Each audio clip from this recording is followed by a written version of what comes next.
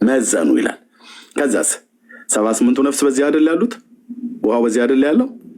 እና ማርያም በዚህ በኩል ሆና ይላል በቅኔ ትምህርት ቤት ሲተርኩልን እመቤታችን በዚህ በጠብታው በኩል ሆነችና ሲመዝኑት ጥላዋን ወደዚህ ወደ ሚዛኑ ላይ ዘንበል ላረገችው አሉን። ኦርቶዶክስ ነች ያለችው። ይሄንን ሊቃውንቶቿ ናቸው የሚሉት። ከዛማ ሚዛኑ እንደዚህ ደፋ ማለት ነው። መድፋት የነበረበት 78ቱ ነፍስ እዚህ ነው ያሉት፣ ጥርኝ ውሃ እዚህ ነው ያለው። እንደዚህ ማጋደል ሲገባው ምክንያቱም 78ቱ ነፍስ እዚህ ስላሉ ማርያም ጥላዋን ከመጣሏ የተነሳ እንደዚህ ደፋ ማለት ከ78 ነፍሳት ይልቅ እግዚአብሔር አንድ ጥርኝ ውሃ በለጠበት። ቴንኬን አባት ሁሉ ቀን ስንበድልህ አውቀን የሚሆን ሳናቅ የፊት ብርሃን ሁሉ ቀን ይብራልን። የኔ አባት አንተ ስታይን እንነሳለን፣ አንተ ግን ፊትህን ካዞርክብን እንጠፋለን፣ እንከስማለን፣ ፍጻሜያችን ይበላሻል። ዞር ብሎ አየው ይላል። ዞር ብሎ አየው።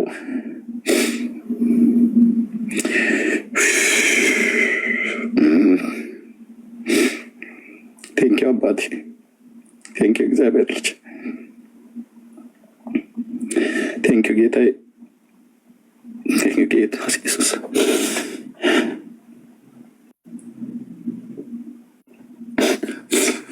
ቴንኪው አባቴ።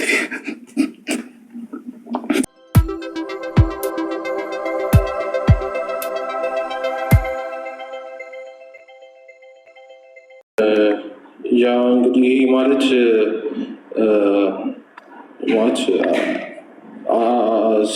ቃል ሲፈታ እንግዲህ ቅዱሳን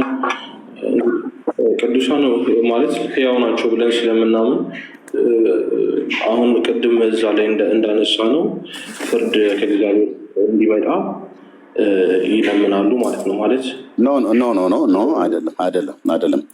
የወንድምህ የደሙ ድምፅ ከምድር ወደ እኔ ይጮሃል አለው አይደል? የማደም ነው የፈሰሰው? የአቤል። የማደም ነው የሚናገረው? የአቤል ደም ነው። ምን እያለ የሚናገር ይመስልሃል? ይናገራል አይደል? ምክንያቱም የወንድምህ የደሙ ድምፅ ወደ እኔ ይጮሃል ብሎ ካለው እግዚአብሔር የደምን ንግግር ይሰማል አይሰማም? ይሰማል። ግን ያ ሲባል ይመስለኛል ሜታፎሪክ የሆነ አነጋገር ነው። ደም ይናገራል ብዬን ያላስብም። እሺ ደም ይናገራል ብለህ አታስብም? ግን ደሙ ይናገራል ይላል አይደል? እዚህ ጋር ይጮሃል ማለት ይናገራል ማለት ነው። በሜታፎሪክ ነው።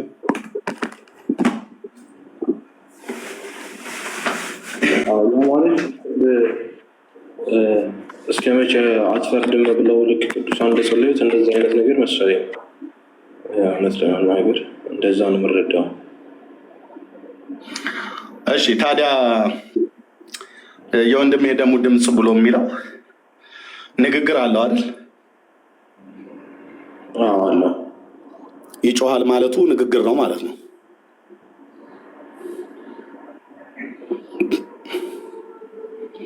የደምን ንግግር ማን ነው የሚሰማ? ሰው ወይስ ማን?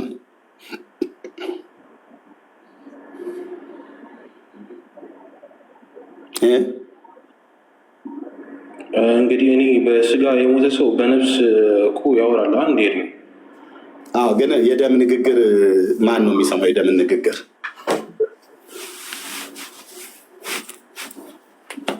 እግዚአብሔር ነው። እግዚአብሔር የደምን ንግግር ይሰማል ማለት ነው። ያ ማለት እየተናገረ ያለው ቅድም እንዳልኩ ደማችን እስከ መቼ አትበቀልም ከሚለው ጋር የሚያያዝ መሰለኝ።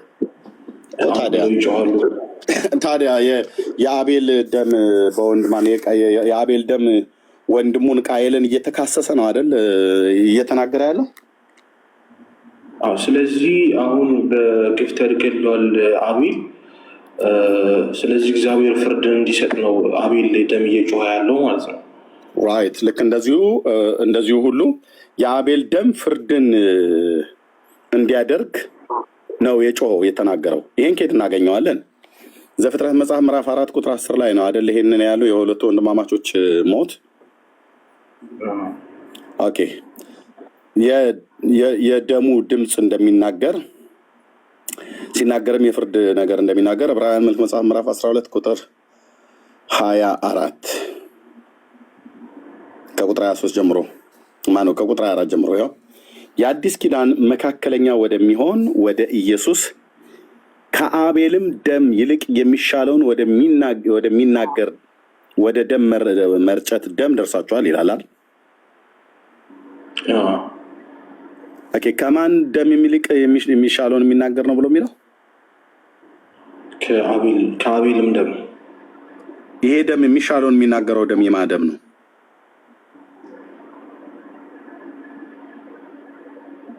የአዲስ ኪዳን መካከለኛ ወደሚሆነው ወደ ኢየሱስ የማን ደም ነው?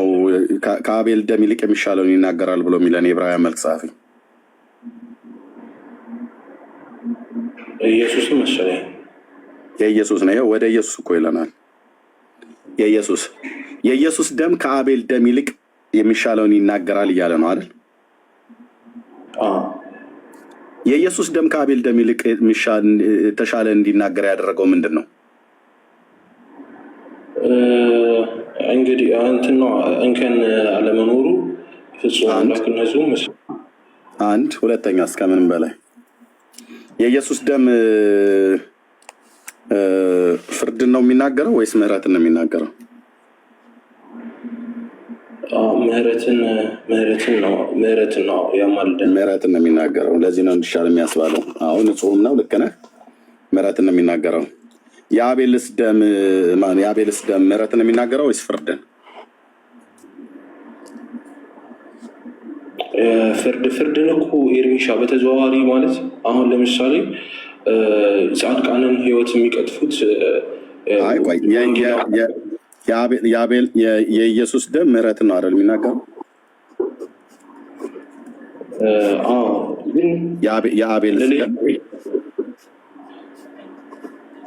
የአቤል ደም ደግሞ ፍርድን ግን ማለት ጻድቃንን ያሳርፋል ማለት ነው። አይደለም። በወንድሙ በቃየል ላይ ምን ነበር ሲናገር የነበረው? የወንድምህ የደሙ ድምፅ ከምድር ወደ እኔ ይጮሃል ብሎ ሲለው ፍርድና በቀልን እንዲያደርግ ነው አይደል? ኦኬ። በቀል ራዕይ መጽሐፍ ምዕራፍ 6 ቁጥር 9 ላይ ቅድም የተናገርካቸው የጠቀስካቸው ቅዱሳን ፍርድና በቀልን ነው አይደል የጠየቁት? ያ ማለት እኮ ኤርሚ ጥቅሱን በደንብ ካየኸው ጻድቃንን የሚያባርሩ ኃጢአተኞች ናቸው አይደለም?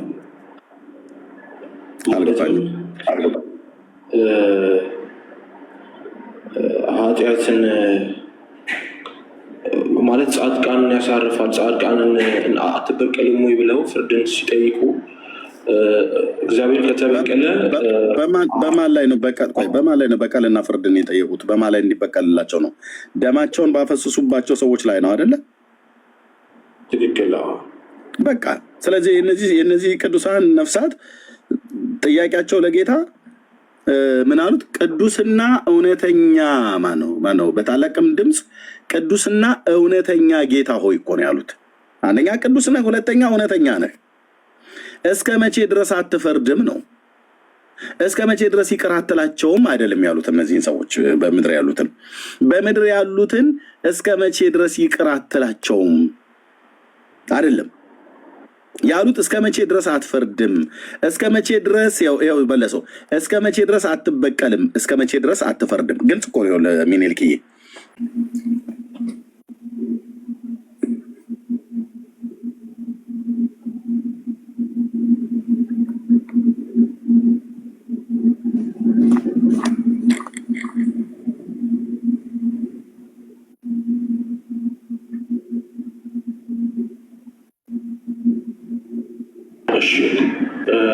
አለው ትሰማለህ? ትሰማለህ። ቅዱስ ዮሐንስ አፈወርቂ እንግዲህ እንደዚህ ብሏል። ኖ ቅዱስ ዮሐንስ አፈወርቂ አለ። መጽሐፍ ቅዱስ ምን አለ? መጀመሪያ መጽሐፉንማ አየነው እኮ በኤርሚሻ እኮ። መጽሐፉ ታዲያ ምልጃ ይላል? ምልጃ ሳይሆን ፍርድና በቀል ነው የሚለው አይደለ? በቀልን ግን ስንል አሁንም ቅዱሳን በቃ የቅዱሳኑ ነፍስ ጥያቄ ወንድሜ ምኒልክ የቅዱሳኑ ነፍስ ጥያቄ በቀልና ፍርድ ነው ጌታን የጠየቁት። አለቀ። ጥያቄያቸው ተበቀልልን፣ ፍረድልን። በማን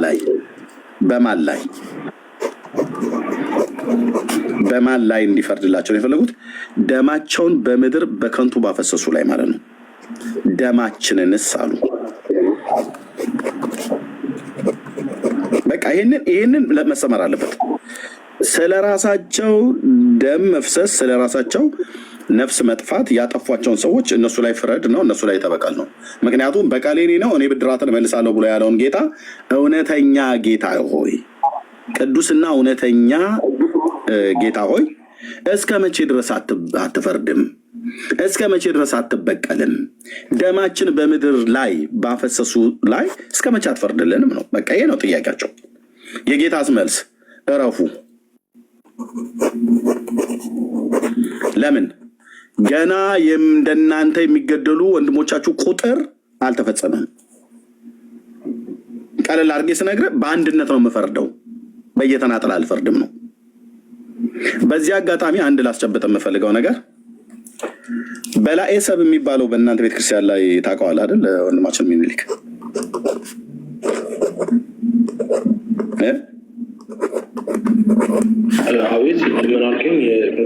በላዔ ሰብ የሚባለውን ሰው ታውቀዋለህ?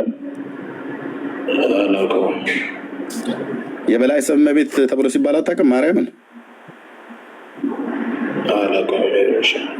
እሺ፣ 70 ሰው በልቷል ይላል ታሪኩ። ምን ብሏል? 70 ነፍሳትን በልቷል፣ 70 ሰዎችን በልቷል። እንጃ ወይ ማየት ይኖርብኛል፣ አላውቀውም። እሺ፣ ይህንን ኦርቶዶክሳውያን በሙሉ ያውቃሉ። ለዚህ ሰው ፍርድ ተደርጎለት ማርያም እግዚአብሔር ፈርዶ ማርያም የእግዚአብሔርን ፍርድ አዛብታ መንግስተ ሰማያት አስገብተዋለች ተብሎ ታምረ ማርያም መጽሐፍት ላይ ይናገራል። እዚህ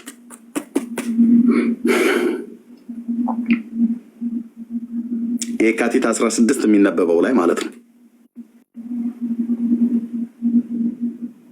ኦኬ፣ ጥያቄው ምንድን ነው ታዲያ? እንደዛ ብሎ ቢል ምንድን ነው የኤርሚያስ ጥያቄ ብለህ ካልከኝ፣ በላዔ ሰብ የተባለው ሰውዬ እግዚአብሔር ፈርዶለት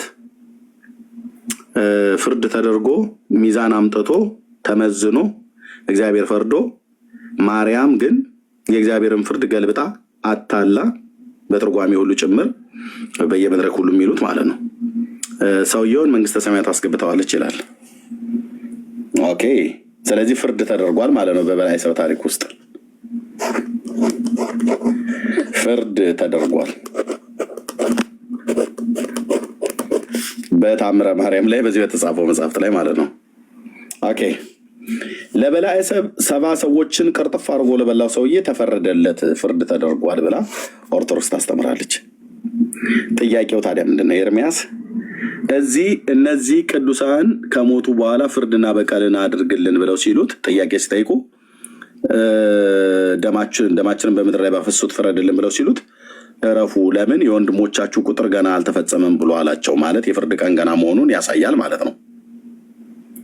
እነዚህ ቅዱሳን እየተማጸኑ እውነተኛው ሐዋርያ ዮሐንስ በራእይ አይቷቸው እየተማጸኑ ለነሱ ፍርድ ገና ነው እረፉ ብሎ ነጭ ልብስ ከተሰጣቸውና ካረፉ ማለት ፍርድ ካልተደረገ ለበላዔ ሰብ እንዴት ፍርድ ተደረገ? ቢግ ኩዌስችን። ኦርቶዶክስ ለእነዚህ ቅዱሳን እረፉ፣ ጥቂት ዘመን እረፉ ብሎ ካለ በኋላ እንዴት ለዚህ ሰውዬ ለ70 ነፍስ ለበላ ሰው 70 ነፍስ እንደ ጎመን ጨፍጭፎ ቀቅሎ ይሆን ጠብሶ ይሆን አይታወቅም፣ ግን በላ ብላለች ኦርቶዶክስ። ጭራቁ ሰው ይበላል እያሉ ድሮ ሲያስፈራሩ ነበር እናቶቻችን አባቶቻችን በገጠር ማለት ነው። ይኸው በእንተ ኪዳነ ምሕረት የካቲት 16 ቀን በዚህ ክፍል የካቲት 16 መሆኑ ያው የካቲት 16 ቀን ማርያም ከልጇ ከወዳጇ የተቀበለችው ምንድነው ቃል ኪዳን ተብሎ የሚባለው ላይ በላዔሰብ የሚባል ሰው ያው እዚህ ቅምር በሚባል ሀገር በስም ክርስቲያን ሆነ በዘመድ የከበረ ሰው ነበር ብሎ ይላል። በዚህ ክፍል ላይ በላዔሰብ የሚባለው ይኸው በላዔሰብም ውሃ በረዋት ይዞ ሄደ ይላል። ሰው በላው ማለት ነው። ቤተሰቡን ሁሉ ልጆቹንም ሚስቱንም ቅርጥፍ አድርጎ የበላ ሰው ነው ባይዘው እና መጨረሻ ላይ ጌታ ዘንድ ደረሰ። ጌታ ሚዛን አምጡልኝ ብሎ አለ። ተመዘነ። መላእክትን አምጡ ሚዛን ብሎ አላቸው። አመጡ፣ ተመዘኑ። ተመዘነ ሰውየው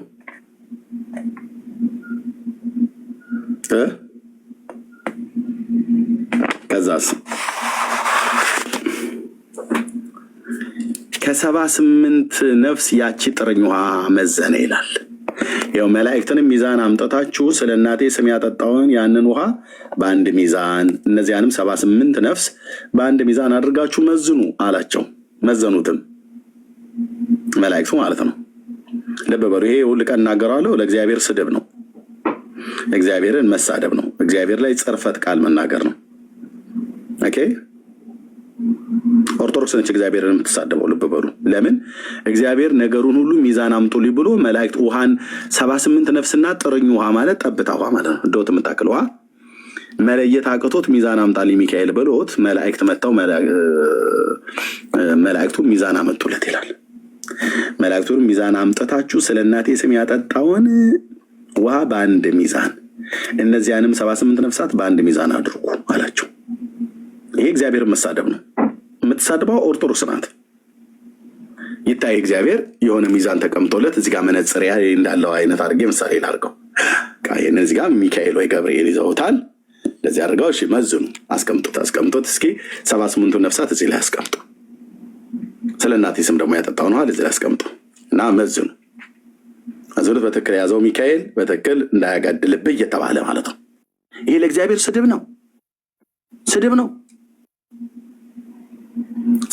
ሲጀምር መላእክት ሚዛን አምጡልኝ ብሎ የሚል ሱቅ በደረቴ መርካቶ አካባቢ ላይ አራዳ አካባቢ ላይ ማንጎና ብርቱካን ሙዝና ቲማቲም እንደሚሸጡ ሰዎች እዚህና እዚህ ላይ ተቀምጦለት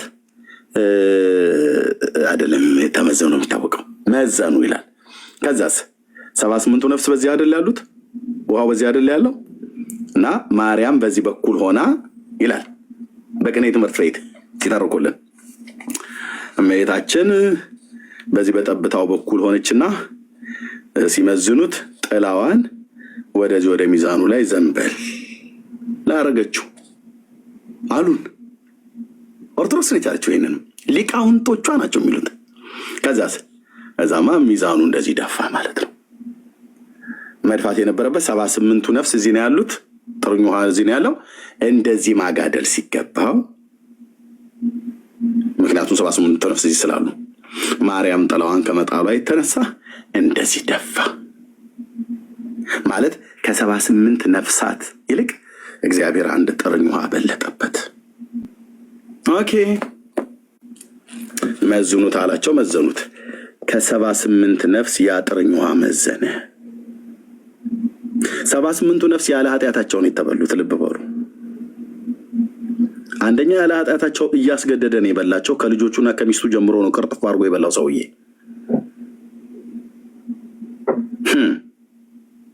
ሁለተኛስ እነዚህ ያለ ኃጢአታቸው ተበልተው በስላሴ ዙፋን ፊት ቀርበው ፍርድ ተደረገ ብላ ትላለች ኦርቶዶክስ። ፍርድ ስለተደረገው ሚዛን አምጡ ያለው። እነዚህ ቅዱሳን ፍረድልን፣ እስከመቼ አትፈርድልን፣ እስከመቼ አትበቀልን ብለው ሲሉት በእጄ ብለው ጌታ እረፉ ጥቂት ቆዩ ማለት ፍርድ ገና አይደረግም ነው። ሚኒልክ እየወጣ ነገሩ ይበዛል። ዛሬ በጣም ጫን ብለነዋል አይደል? ይሁና እንግዲህ ምን እናድርግ ብራዘር። ይሄ እኮ ለዘመናት የተለቀለቀ ተረት በግንባራችን እየተደፋን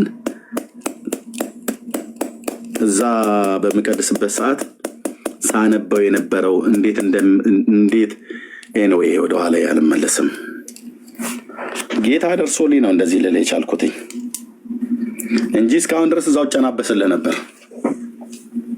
ልመናዋ በረከቷ በእኛ ላይ በእውነት ይደርብንና እያልኩኝ የሌል ለታሪክ ጽፈው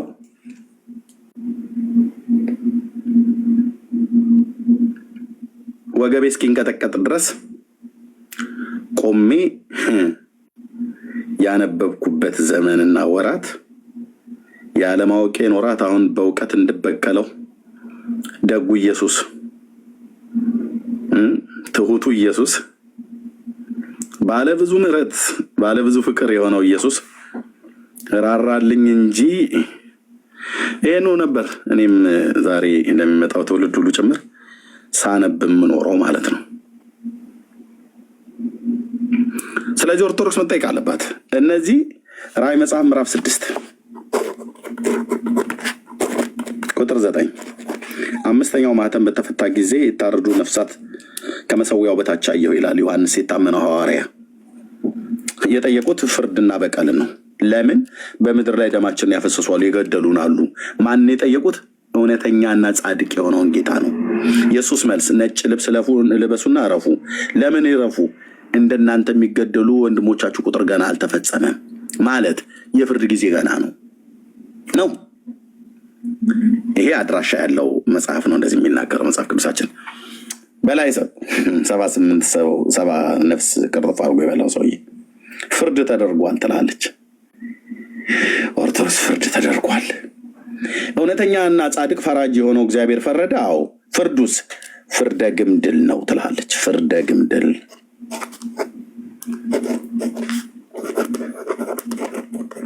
ፍርደ ግምድል ነው። እውነተኛ ፍርድ አልፈረደም። ለምን እውነተኛ ፍርድ ያልፈረደው? በራሷ በኦርቶዶክስ አስተምሮት ነው ብዬ የምለው እንጂ አምላኬማ እንደዚህ አልለውም። በኦርቶዶክስ አስተምሮት አምላካችን እግዚአብሔር ፍርደ ገምድል ሆኖ እውነተኛ ፍርድ አልፈረደም። እውነተኛው ፍርድማ በታሪኩ ደረጃ ካየነው 78 ነፍስ የበሉ ሰዎች በድለውት አይደለም፣ እያነቀ ነው የበላቸው። እርግብ ግቢታቸውን እያለ እየገደለ እያነቀ ነው የበላቸው፣ እያረደ ነው የበላቸው። ከዛስ እነዚህ ነፍሳት ተበልተው ሲያበቁ ነፍሳቸው በእግዚአብሔር ዘንድ ሄደ። ከዚያስ እነዚህ ነፍሳትና እነዚህ 78 ነፍሳት እና ውሃውን ስለ እናቴ ስም ያጠጣው ውሃውን መዝኑ አለ ጌታ። መላእክት ሚዛን አመጡ፣ መዘኑለት እና መመዘን የነበረበት ያለ ኃጢአታቸው የተበሉ 78 ነፍሳት እነሱ ላይ ለነሱ ፈርዶላቸው ሰውየውን ሲሆን ነበር መክተት የነበረበት። ምክንያቱም 78 ነፍሳት በልቷል። ነፍሰ ገዳይ ነው ማለት ነው። ግልጽ አይደለም እንዴ ንግግሬ? ነፍሰ ገዳይ ነው። ኦርቶዶክስ ነፍሰ ገዳዩን ሰውዬ መንግስተ ሰማያት ለማስገባት በማርያም ስም አይደለም ጠላና ጠጅ አረቄና ውስኪ ማጠጣት አይደለም፣ ውሃ ካጠጣችሁ በእውነት እላችኋለሁ ዋጋው አይጠፋበትም ብሏል መድኃኔዓለም ብለው ሊጠጡ እኔም ልጠጣ ነበር። እኔም ስጠጣ ነበር።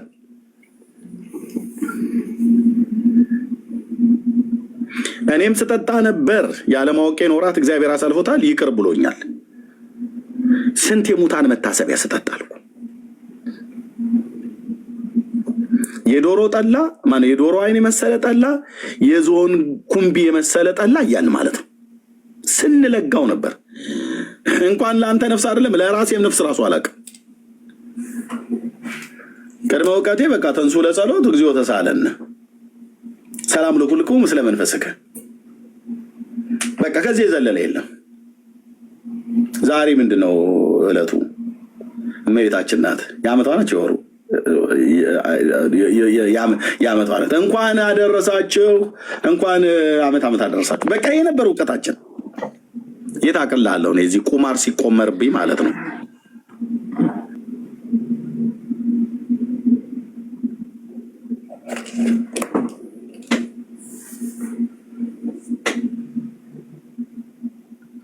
እና እግዚአብሔርን ፍርደ ግምድል አድርገዋለች። እግዚአብሔር ከ78 ሰው ይልቅ ውሃ ይበልጥበታል ስለ እናቴ ስም ያጠጣውን ውሃ ብላለች። እናስ እናንተም ነፍስ ብትበሉ ውሃ ጠጡ እንጂ ጠላማ ካጠጣ መንግስተ ሰማያት ስፔሻል ክላስ ነው የምትገባው። ይሄ ወንድሜ ጠላ አይደለም፣ ደምህን ብታጠጣ ነገርኩህ። ከኃይሉ ክብር ርቀህ በዘላለም ጥፋት በምትቀጣበት ድቅድቅ ጨለማ ውስጥ ጨካኝ ለተባሉ ለአጋንንት ሰራዊት ተላልፈህ ትሰጣለህ። ከበጉ ፊት ርቀህ በዘላለም ጥፋት ነው የምትቀጣው። ነግሬሃለሁ። ነግሬሃለሁ እንደ መልእክተኛ። አልሰማንም አላየንም ብላችሁ አትሉም። ነግሬሃለሁ። አይደለም ውሃ ደምህን እየቀዳ ብታጠጣ አልኩ መንግስተ ሰማያት አትገባም።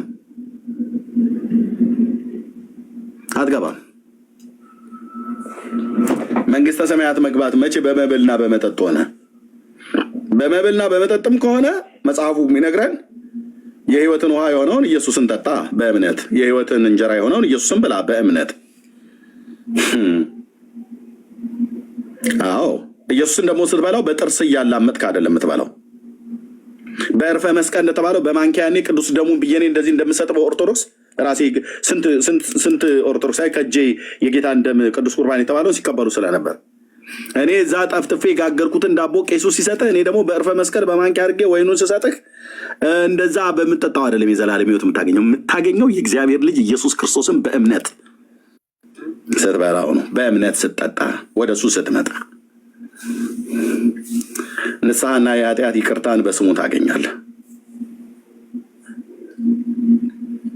ጉሮሯቸው ላይ ቆምክባቸው፣ ገና እንጀራቸው ላይ አሸዋን የምነሰንሰው አይበሉም። ይህንን ህዝብ መድኃኔ ዓለም ክርስቶስ ይፋረደኝ ስልህ በእውነት የኤልያስ አምላክ ከኔ ጋር የለማ። አይቀልዱም። ከዚህ በኋላ በዚህ ህዝብ ላይ አይቀልዱም። እነዚህ ሁሉ የነሱ መጽሐፍቶች ናቸው። አነባለሁ፣ እገልጣለሁ፣ ክፋትን አመፅን እገልጣለሁ፣ ጽድቅን እሰብካለሁ። እኛ ኢየሱስ ያድናል ስንላቸው አይደል ይሄንን ሁሉ አርቲ ቡርቲ እመቤቴ ወላዲቴ አርሴማ ከተማ ቦጋለ አየለ ብለው የሚሉ አንዳቸውም አይረቧቸውም፣ አንዳቸውም አያድኗቸውም፣ አንዳቸውም የዘላለምን ተስፋ አይሰጣቸውም። ኢየሱስ ክርስቶስ ከሙታን በመነሳቱ ለሕያው ተስፋና ለማይጠፋ እድፈት ለሌለበት ለማያልፍ ርስት እንደ ምሕረቱ ብዛት ዳግመኛ የወለደን የጌታችን የኢየሱስ ክርስቶስ አምላክና አባት ይባረክ ነው የሚለው መጽሐፉ። አለቀ። ከዛስ ውጪ እግዚአብሔር በዚህ አንድ እረኛ በኩል የሚነቀንቅ አልኩ። አንድ እረኛ በኩል እግዚአብሔር የልብ አምላክ ነው። ልብን ነው የሚያየው። አንድ እረኛ አስነስቶ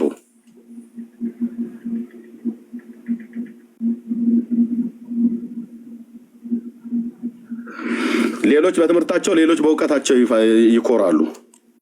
በቃ ማንበብ እስክችል ድረስ ቢያንስ እስከ 7ኛ ክፍል ድረስ ተምሬያለሁ። 7ኛ ክፍል ያቆምኩትኝ እኔ።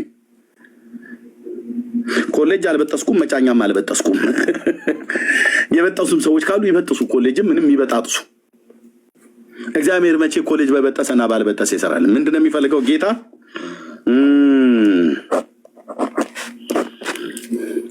እና ከሱ ዘንድ እውነተኛ የሆነ ጥሪ ደርሶሃል ወይ? ልብ አለ ወይ ነው። ልብም ጥሪም ያልደረሰውን ሰውዬ ኮሌጅ አይደለም ሌላ ነገር ሲበጣጥስ ቢሆን ምን ይሰራል? ስንቶች እኮ አሉ፣ ስንቶች አሉ፣ ስንቶች አሉ፣ ስንቶች እኮ አሉ፣ ስንቶች አሉ። እነ ገማልኤልን ለምንድን ነው ግን ያልመረጠው ጌታ? አይገርምህ? ገማልኤል የተባለ የሕግ መምህር ጳውሎስን ያስተማረው ሰውዬ እኮ ነበረ በሕይወት ጌታ በነበረበት ዘመን። ዋት ገማልኤል ያስተምራቸው የነበሩ ፈሪሳውያን አንድ ማት ታናክን ብሉይ ኪዳንን በሙሉ የጠጡ ማለት ነው። እንደ ጳውሎስ አይነት በቅናት ብለህ ብትላቸው ማታማቸው ጳውሎስ ወስደው ጌታን ራሱን እስኪቃወመው ድረስ አጣመው አሳደጉት። ጳውሎስን አጣመው አሳደጉት። በምን ያጣመሙት? በእውቀት ማለት ነው። እና ጌታ ለምንድን ነው ግን ኒቆዲሞስን ያልመረጠው? እኔ በኖሩ የተማሩ ሰዎችን ነው የምመርጠው አይደል? የተማሩ ሰዎች ጥሩ ያብራሩልሃል፣ ለህዝቡ ያብራሩልሃል፣ ሚሽንም ቶሎ ይፈጸማል። እኛ ብንሆን እንደዛ ነው አይደል? ኦኬ ከየት ነው ይሄ? ከኦክስፎርድ ዩኒቨርሲቲ የተመረቀ ነው። የኛ ደግሞ እኔ የመጀመሪያ ዲግሪ ከአዲስ አበባ ዩኒቨርሲቲ ወስጃለሁ ብሎ ያለው፣ ሁለተኛው ደግሞ ከአርባ ምንጭ ዩኒቨርሲቲ እና ከዲላ ዩኒቨርሲቲ ነው የሰርኩት ብሎ ያለው። እንደነሱ እንደዚህ አይነት ነበር ሰሌክት ማድረግ የነበረበት ጌታ አይደል? ዓለም በምትመርጥበት አመራረጥ ኢየሱስ መረጠ? በፍጹም ታዲያ ገማሊኤል የሚባል የህግ መምህር መጽሐፉን በሙሉ የሚያውቅ ኒቆዲሞስ የሚባል ሽማግሌ እሱን ትቶ ሄዶ አሳ የሚያጠምድ ልብሱ ግምግም የሚሸጥ አሳ አጥማጅ ጴጥሮስ ጋር ስሙን መጽሐፍ የማይችል ጴጥሮስ ጋር እሱ ጋር ይሄዳል ጌታ። የኔ አባት በስራ ጻድቅ እኮ ነህ። በስራ ጻድቅ እኮ ነህ። ባለ ግርማው ኢየሱስ ጻድቅ ነህ። አመራረጥህ ላይ ሰው እንደሚመርጥ አይመርጥም። ሰው እንደሚያይ አያይም። ለመንገዱ ፍለጋ የለውም እንዳለ ማለት ነው። አደራረጉ ጻድቅ ነው። ገማሊኤልን ትቶ ኒቆዲሞስን ትቶ ስንት የአይሁድ ራባዮችን ትቶ ሄዶ የት አሳ የሚያጠምድ ሰውዬ ሚስት ስላለው ጴጥሮስ ሚስቱንና ልጆችም ሊኖሩት ይችላሉ። ሚስት አለው ይላልና ጳውሎስ ነው የተናገረው። እህት ሚስታችንን ብሎ እንዳለ ማለት ኬፋ እህት ሚስታችንን ይዘን እንደ ኬፋ መዞር አንችልም ወይ ብሎ ጳውሎስ ስለተናገረ ሐዋርያው ቅዱስ ጴጥሮስ ሚስት አለው፣ እኔም ሚስት እንዳለኝ ማለት ነው። እኔ ልጆች አሉኝ፣ እሱ ልጆች ይኖሩት አይኖሩት አልጻፈም፣ ግን ሚስት አለው እና አሳ ከባህር ውስጥ አውጥቶ ከጥብርያዶስ ባህር ላይ አውጥቶ እየሸቀለ የሚኖር አንድ በእድሜው ተለቅ ያለ አሳ አጥማጅ ጋር ምን ያደርግ ይሄዳል ጌታ? እንዴት አይነት አመራረጥ ነው አመራረጡ! ግን እንዴት አይነት አተያይ ነው አተያየቱ! ሰው እንደሚያያይማ ጌታዬ ሄደ። ባለ ግርማው ኢየሱስ እየተራመደ ሄደ። ጀልባህን ወደዚያ አቅርብልኝ አለው። መረቦቻችሁን ወደ ጥልቁ ወደ ባህር ጣሉ አሳ እንድትይዙ። ጌታ ሆይ ሌሊቱን ሁሉ ደከምን። እኔ ደግሞ የጴጥሮስ የሚባል ሰውዬ ምንኛ የተባረከ ሰው ነው። አንተዬ ምንኛ የተባረከ ነው እኮ ብዬ የምልህ ጌታ አውቆት ነው ጌታ ሆይ ብሎ ያለው። አንድ ሁለተኛ ደግሞ በጣም የሚያስደንቀኝ ነገር እኛ ሌሊቱን ሁሉ ደከምን ጌታ ሆይ ምንም አልያዝንም። አንተ ካልክ ግን መረቡን በስምህ ነው በቃልህ እጥለዋለሁ አለው።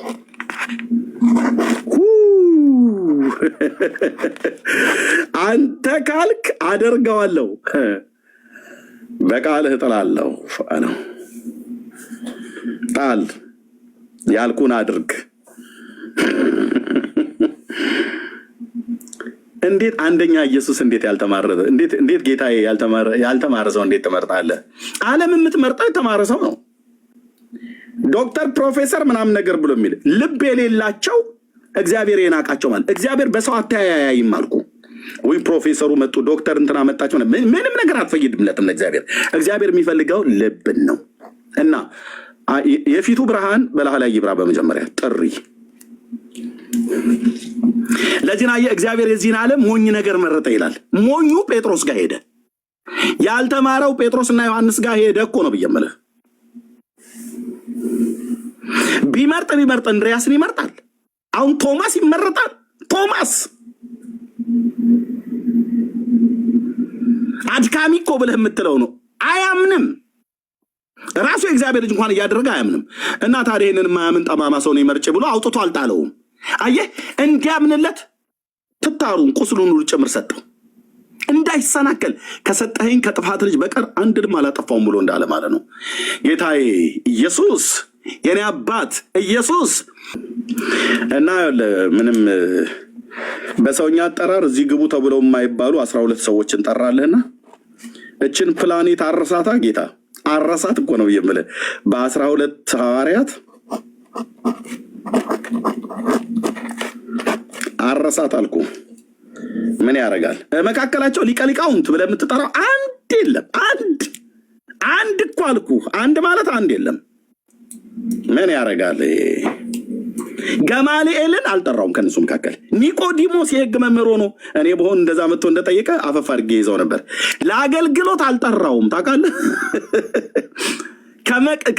ከመስቀል ላይ አውርዶ የገነዘውና የቀበረውን ፈሪሳዊ ስመጥር የአይሁድ መምህር አልመርጠውም ለአገልግሎት። እግዚአብሔር እንዴት ነው ግን አንተዬ? የትንሣኤው ምስክር የሆኑ እነማን ናቸው? ከሙታን መነሳቱን በመጀመሪያ ያበሰሩት ጻፉት ሴቶች። አረስ ኤርሚያስ አሁን የሴት ወሬ ሰምታችሁ ነው አሁን እንደዚህ እንትን የምትሉት ከተማውን የምትበጠብጡት? ጴጥሮስ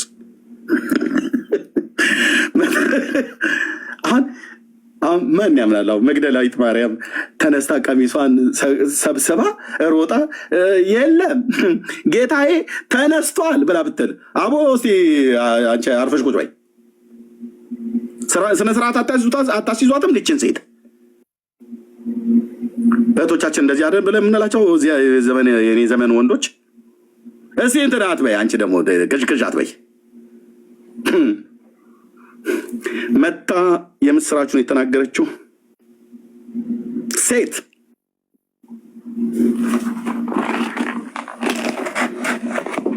ወንዶች ራሱ ኤርሚያስን ጨምሮ ሴት የሴት መስካሪ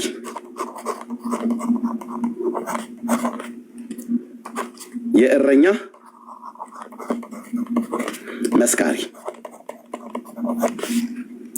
የአሳ አጥማጅ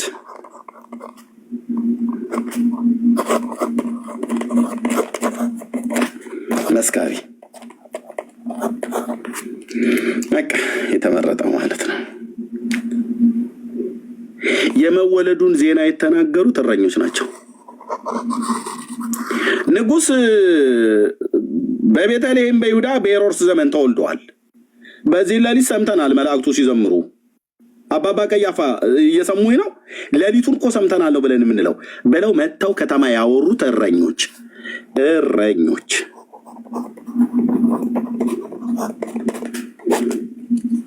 አቤት ወሬ አቤት ቀደዳ ብለን ልንላቸው የምንችላቸው ሰዎች እረኛ። ምን ነክቷችኋል እናንተ ወገኖች? ኧረ ተው፣ እንደዚህ አይደለም የሀገራችን ባህል። የእረኛ ወሬ ሕፃን ያቦካው እኮ ለራት አይበቃም ተብሎ እንደሚባለው ነው ምናምን ነገር እኮ ይባል ነበር። የመወለዱን ዜና ያበሰሩት መጥተው ትምህርት እንደ ኤርሚያስ ማለት ነው ዜሮ። የትንሣኤውን ዜና መጥተው የተናገሩ ሴቶች ያውም 7 አጋንንት በልክፍት ተለክፋ የነበረች ጌታ ኢየሱስ አጋንንቷን አባሮላት ፈውሳ የአልባስጥሮስ ሽቱን ሰብራ ጌታዬ ስም ይባረክ። 7 አጋንንት የተባረረላት ሴትዮ ተነስቷል አለች መጣ። ቴንኪው የኔ አባት፣ ቴንኪው የኔ ጌታ፣ ቴንኪው የኔ ጌታ፣ ቴንኪው የኔ አባት፣ ቴንኪው የኔ አባት። ስትመርጥ እኮ ስትጠራ እኮ ሰው አማክር አይደለም። እንደ ሰው አታይም፣ እንደ ሰው አታይም። አንተ ልብን ታያለህ፣ የልብን ቅንነት ታያለህ፣ የፊትህን ብርሃን ታበራላቸዋለህ። የዚህን ዓለም የተናቁ ሰዎችን ትጠራለህ፣ ትመርጣለህ። ምስክር ነኝ ጌታዬ፣ ምስክር ነኝ በእውነት። እቺ ሴትዮ 7 አጋንንት የወጣላትን ሴት መታ ተነስቷል ጌታዬ አላልችም?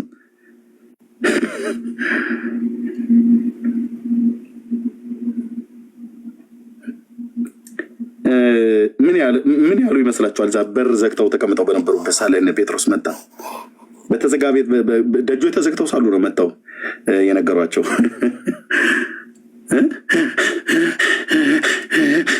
እያሉ እየተሯሯጡ ማለት ነው። እነ ሶስና ምናምን ነገር ሁሉ አሉ፣ ከገሊላና ከኢየሩሳሌም የተከተሉት ሴቶች ማለት ነው። ይታይ በምናብ ሲሯሯጡ የሆኑ ሴቶች ወደ መቃብርም ሲሯሯጡ ይልኝ በምናብህ ሳላት። የኩዛ ሚስት ሶስና ሁሉ አለች፣ መግደላዊት ማርያም አለች፣ ሌላኛይቱ ማርያም አለች። ሲሯሯጡ ይልኝ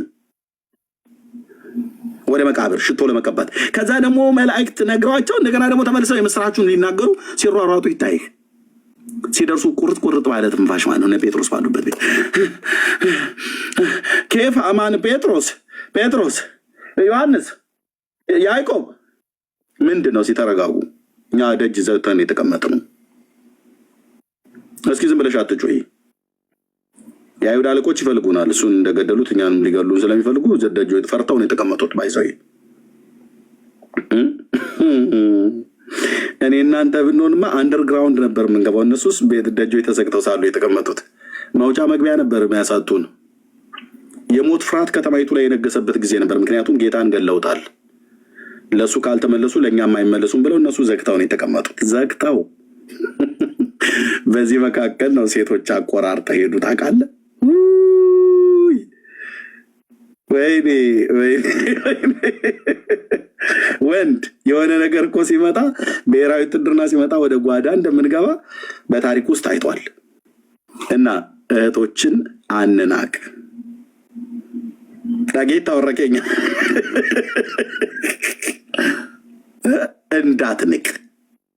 እንዳትንቅ አልንቅም።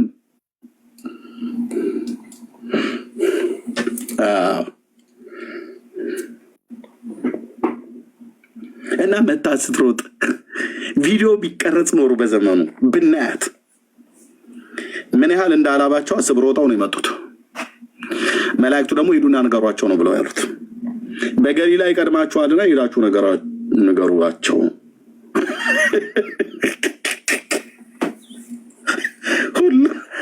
ሁሉ ተኮልኩለው እዚህ ሞታቸውን እየተጠባበቁ ሲያሳዝኑ፣ በርተሎሜዎስ፣ ቶማስ፣ ማቴዎስ፣ ታዲዮስ የተባለው ልብድዮስ፣ ትንሹ እንድርያስ፣ ጴጥሮስ ነገር ሆነው ተሰብስበውልሃል። ሌሎቹ ሙሉ ጭምር በዚህ መካከል ነው በእርግደው የገቡት እነዚህ 7 አጋንንት ይወጣላቸው የነበሩ የተባሉት ትንፋሻቸው ቁርጥ ቁርጥ እያለ መጣው። ጌታ ምንድነው? ጌታ ተናገሪ እንጂ እንደዚህ የምትናገረው ስጠፋ ደንግጠዋል። መላእክትን ያዩት ደግሞ ከዛ በላይ ደግሞ የጌታ መነሳት ሃሌሉያ፣ የጌታ መነሳት እውነት ነው። 2 ነገር ያስደነግጣል። አንደኛ ጌታ የለም አረጋግጠዋል፣ አይተዋል። ሁለተኛ አይተዋቸው የማያውቁትን መላእክትን አይተዋል። 2 መላእክትን አይተዋል። ሕያውን ከሙታን መካከል ስለምን ትፈልጉታላችሁ? ተነስቷል፣ በዚህ የለም የሚል ዝም ብለው አፋቸው ለጉም የተቀመጡ መላእክት ሳይሆን ትንሣኤውን የሚናገሩ ኢየሱስ የሚናገሩ ነጫጭ ልብስ የለበሱ 2 ሰዎች ቁጭ ብለዋል። ለሴቶቹ ነው የነገሯቸው። እናንተ የገሊላ ሴቶች ብለው ማለት ነው። ሄደ አባት ቴንኪው የትንሣኤው ጌታ ዛሬም እኮ አለ ጀግናው ኢየሱስ። ለምን እንደምትፈልጉት ሂዱና ለወንድሞቻችሁ ንገሯቸው። እና መላእክት አናግሯት። በዚህ ያህል ድንጋጤ የሮጠው ራሱ እነ ጴጥሮስ ጋር መድረሳቸው ራሱ በጣም የሚያስጨበጭብ ነው። በምን ያህል ፍጥነት ነው የሮጡት? መቼም እየተዝናኑ በቃ እንግዲህ ምናምን ነገር ብለው እንደተራ ነገር አይደለም። የጌታ መነሳት አንደኛ ያስደነግጣል፣ ሁለተኛ የመላእክት መገለጥ ያስደነግጣል። እያንዳንዱ ቤት ዘግቶ በተቀመጠበት መጥተው ተናገሩ። ምን ሴት ትንሣኤው የተበሰረው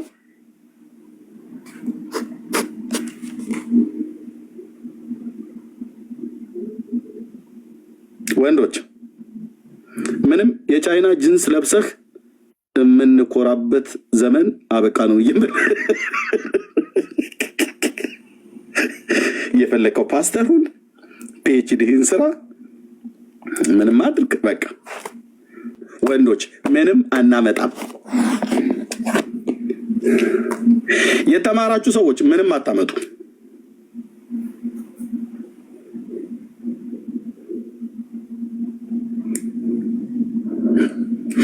በአንተ ዲፕሎማ እግዚአብሔር አይገለገልም።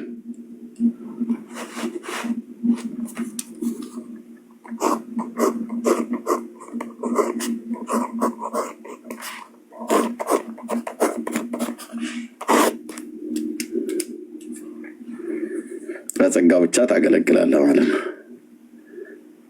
እና ሴት የትንሣኤውን መስካሪ ሴት፣ የመወለዱን ዜና መስካሪ እረኛ፣ ከሙታን መነሳቱን መስካሪዎችና ሰባኪዎች ያደረጋቸው አሳ አጥማጅ ለሐዋርያነት የተጠሩት። የአንዳንዶቹ ባክግራውንዳቸው ራሱ አይታወቅም። አሳ አጥማጅ፣ ቀራጭ፣ በመካከላቸው ገበሬዎች አሉ።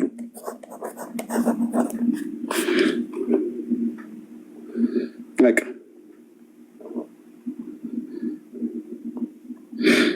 በምድራዊ እውቀት ተብሎ ቢባል ሌላው ምንድነው? ድንኳን ሰፊ እንደ ጳውሎስ አይነቱ ማለት ነው።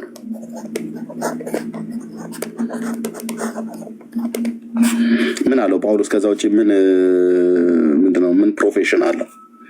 ምንም። አንደኛ ፈሪሳዊ ነው፣ የህግ ታናክን የተማረ ሰው ነው፣ የሚማር ሰው ነው። በቃ ያለው ድንኳን መስፋት፣ ገበሬዎች፣ ቀራጭ፣ አሳ አጥማጅ፣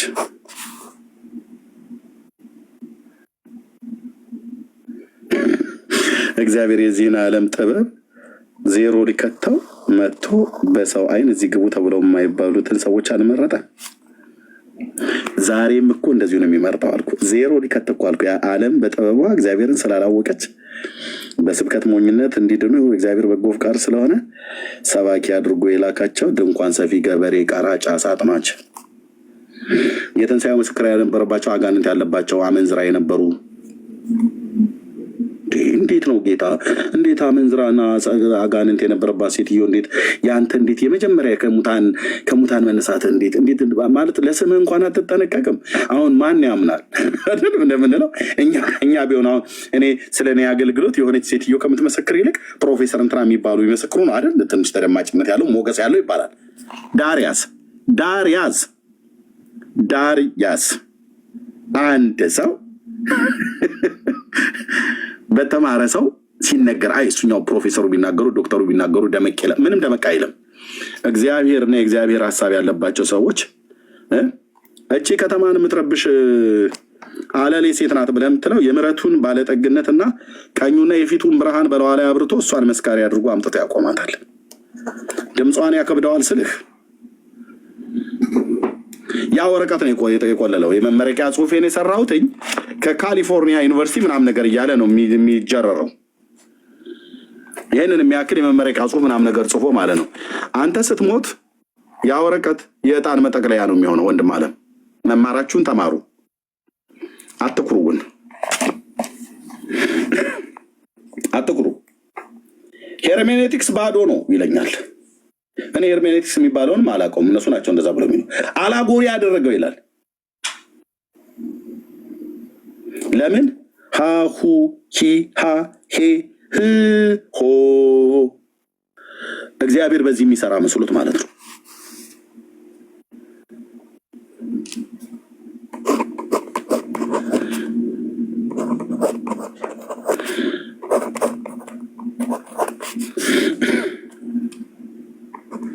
ኦኬ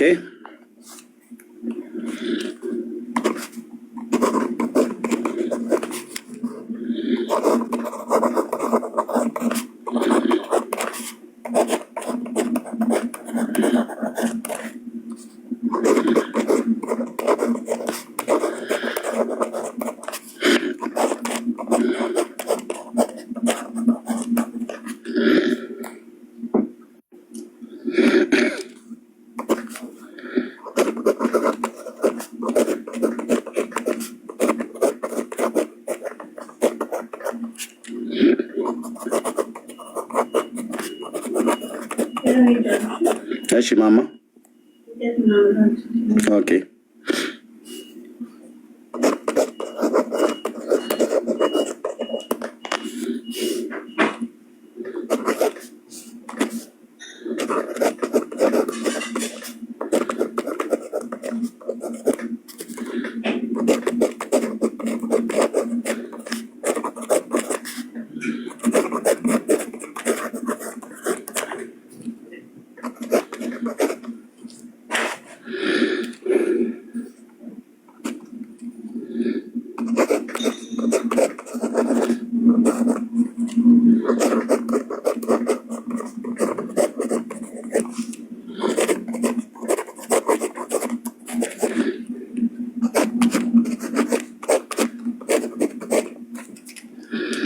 እንዲህና እንደዚህ የመሳሰሉትን በልብ እንሆን።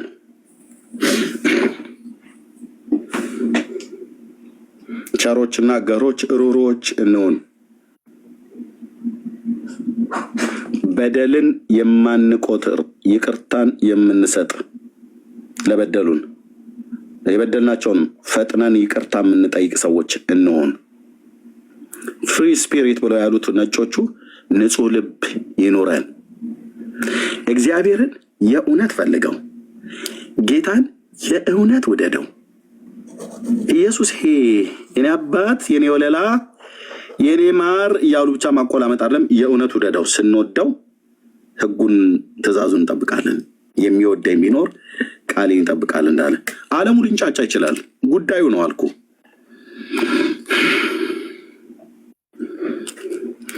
የቤተ ክርስቲያን የኃይል ምንጯ የሆነውን የጌታን መንፈስ ስማው፣ ፈልገው። ያለሱ ሙት ነኝ፣ ያለሱ ሽባ ነኝ፣ ያለሱ ባዶ ነኝ፣ ያለሱ ምንም የፈሰሰ ውሃ በእግዚአብሔር መንግስት ውስጥ አላቀናም። ምንም ተናገር፣ ራተር ተናጋሪ ይሁን፣ ዘማሪ ይሁን፣ አስተማሪ ይሁን፣ ዋው ፓ የሚባል ነገር ይኑርህ። ያለ መንፈስ ቅዱስ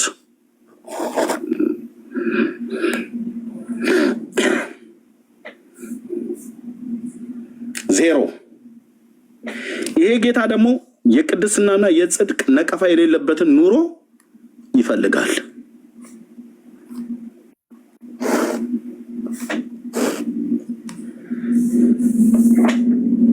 ቅድስና ለእግዚአብሔር ብለው በሚሉ ሰዎች ህይወትና ቤት ውስጥ ለመስራት ይበረታል ጌታዬ።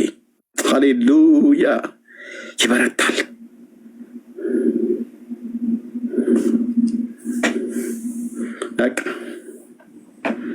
የትንሣኤው ምስክር ለመሆን አላየም? ቤት ዘግቶ የተቀመጠውን ጴጥሮስን ቤት ዘግተው ነፍሱ ጭግቢ የገሊላ ሴቶች መጥተው እስኪነግሯቸው ድረስ ዘግተው እያንዳንዱ ግን አላስቻለውም። ጴጥሮስ ተነስቶ እኮ ሮጠ ይላል አይደል? ምን አይነት መውረድ! ኧረ ጴጥሮስ እንዴ ምን ነክቶ አንተዬ፣ ኧረ ታስበላናለህ ብለው የሚል ድምፅ ቢኖርም ጴጥሮስ አልሰማም። ተነስቷል ብለው ስትነግረው መጥተው ሲነግሩ በምን አይነት አሯሯጥ እንደሮጠ አስብ። ሌሎች እኮ እዛ አስተያየት ይሰጣሉ። እስቲ ምን ይመስላችኋል? እህታችን ሶስና በተናገረችው ጉዳይ ላይ የመግደላዊት ማርያምን ሀሳብ እንዴት አየው? በግሪኮ በዕብራይስጡ እያሉ አንድ ነገር ስትናገር ማለት ነው። እንዴት አየው አሉኝ።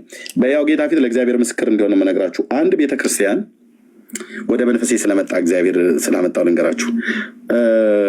አንድ ቤተክርስቲያን እዚህ አየር ጤና አካባቢ ነው። ቤተክርስቲያን ቸርቹን አልናገርም። እግዚአብሔር መልእክት ሰጠኝና ሄድኩኝ እና የአገልጋዮች ስብሰባ ባለበት መልእክቱን ነገርኳቸው።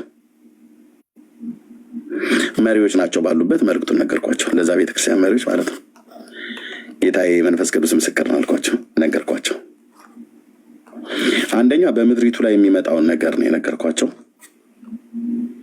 ሁለተኛ በቤተክርስቲያን ውስጥ እነሱም ጋር የሚሆነው ነገር ጌታ ያሳየኝን ከቤቴ ተነስቼ ሄጄ ነገርኳቸው። ቁጭ ባሉበት እኔ እዚህ ቁጭ ብዬላለሁ። ከነገርኳቸው በኋላ እንጸልይበት አላሉም። እሺ ወንድማችን ወንጌላዊ እንወድሃለን፣ ቴንኪው ጌታ ይባርክህ፣ እሰይ ናም ነገር አሉና፣ ግን አለልህ ፓስተሩ፣ ግን አሁን ይሄ የተናገረውን ነገር እስኪ እንዴት ታዩታላችሁ ወንድሞቼ ወይ ብሎ ውይይት ሳይጸልዩ እስኪ በዚህ ጉዳይ ላይ ምንድን ነው የምትሉት? ያላችሁ ሀሳብ እስኪ እንስጥበት። ይንሸራሸር አለልህ በመልእክት ላይ አንተ ልትንሸራሸርበት ትንሸራሸራለህ አይደል? ወሬ የጠማ ጴንጤ ቁጭ ብለህ እግዚአብሔር አገልጋዩን ልኮ ሲናገር እናንሸራሸው አለ። እኔ ቁጭ ባልኩበት ከፍ ዝቅ እያደረጉ በእግዚአብሔር ቃል የተደገፈ አይደለም ምናምን ነገር እያሉ አወሩ። አንዲት እህት የህይወት ብርሃን ቤተክርስቲያን አገልጋይ የነበረች እህት ስሟን ልጥራ፣ ሎሚ ትባላለች። ሶሪ እሷ ምን አለች? እኔ ግን ወገኖቼ አለች፣ እዛ መሀል ነበረች። እኔ ግን ወገኖቼ በዚህ ወንድም በኩል ጌታ የተናገረን ነገር እግዚአብሔር ለመንፈሴ እየመሰከረልን ነው። ነገሩ እንደዚህ አይደለም። በጉዳዩ ላይ እንጸልይበት፣ ጾም ጸሎት እንያዝ። መልእክትን መግፋት የለብንም አሉ። አየህ በጨዋነት መልእክት ተናገር መልእክቱን።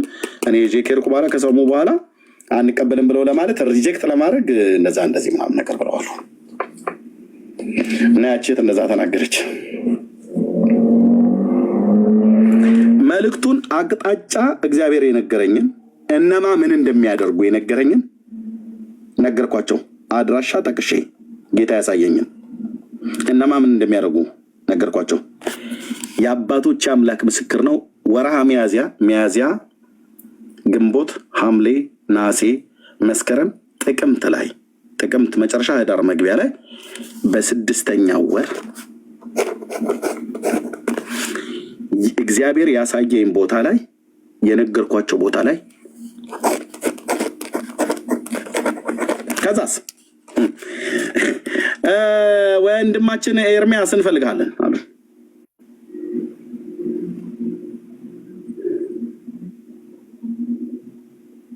ከዛ ሄድኩኝ። ምን ደብዬ ስል አይ ማለት በባለፈው ላይ ምልህ ጌታ እንግዲህ የሰው ልብ ያውቅ የለ አፍህን ያዝ፣ አፋችሁን ያዙ።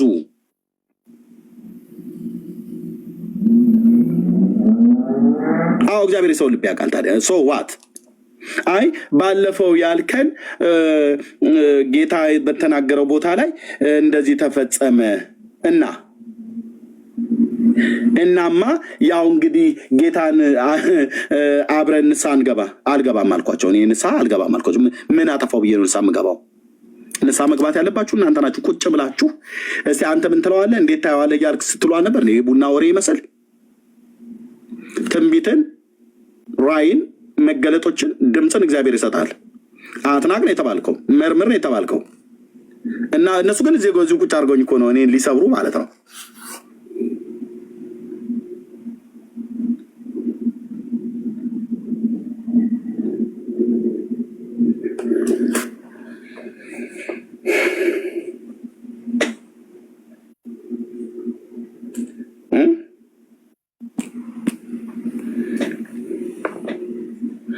እግዚአብሔር አምላክ የሚናገረውን እሰማዋለሁ፣ ሰላምን ለሕዝቡና ለቅዱሳኑ ልባቸውን ወደ እርሱ ለሚመልሱት ይናገራል ብሎ በሚለው ቃል መሰረት ለመመርመር እንኳን ራሱ እንኳን ጊዜ እንኳን እንትን አላሉ። ወዲያውኑ ተቀበሉ።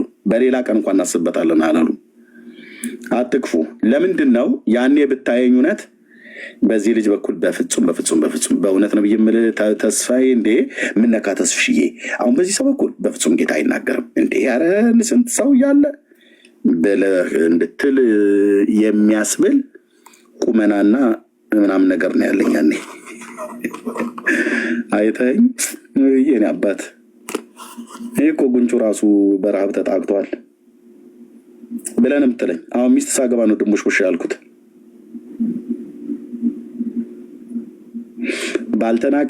በተናቀ ሰው በኩል በማይጠበቅ ሰው በኩል እግዚአብሔር መልእክትን ይልካል። አትክፉ። ባልተጠበቁ ሴቶች በኩል ነው የምስራቹን ቃል የተናገረው። በመግደላዊት ማርያም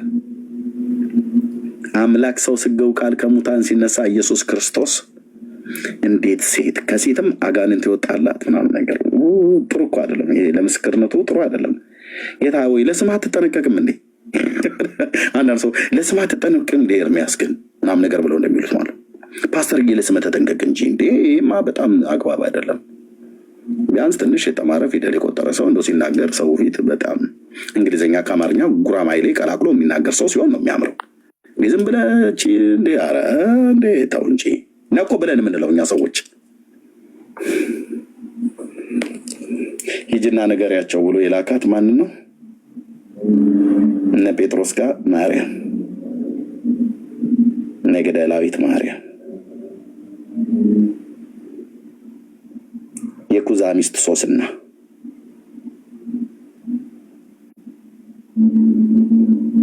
ወደ ጓዳ ግቡ ተብለው ሊባሉ ምንችለ ሴቶች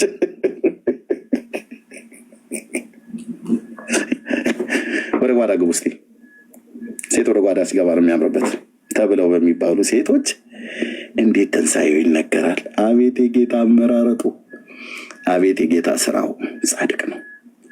በስራ ጻድቅ ነህ ጌታዬ። አመራረጥ ላይ ስህተት የለብህም። የሰራው ስራ ላይ እንከን አይገኝም። በስሜት አትናገርም። ጻድቅ ነህ የኔ አባት፣ ጻድቅ ነህ እኮ እረኛ ሴቶች አሳ አጥማጆች። ትምህርት በሙሉ ስትሰበስባቸው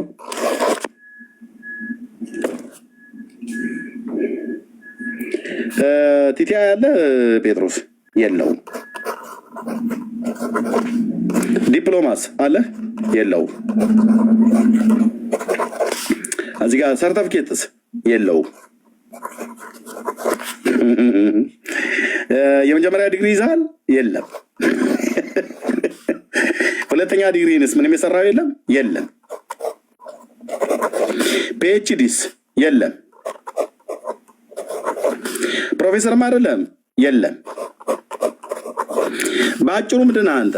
ምንም ያልተማረ በዘመንኛው አጠራር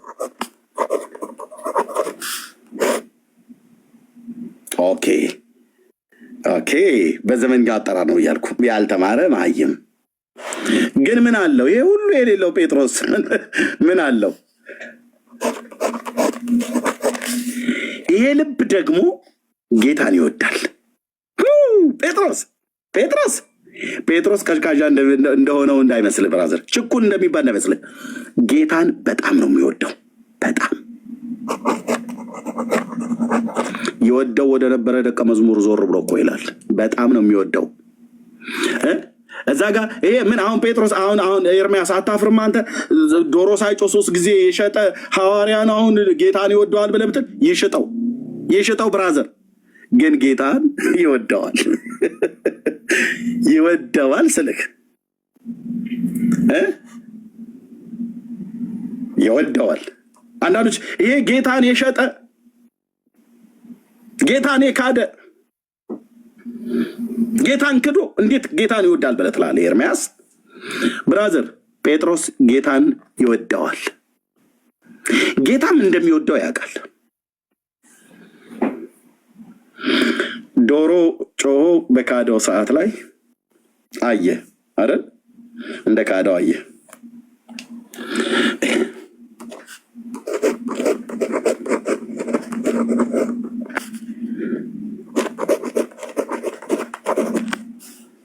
የሚል ስም ወዲያውኑ ሊወጣለት ይችላል።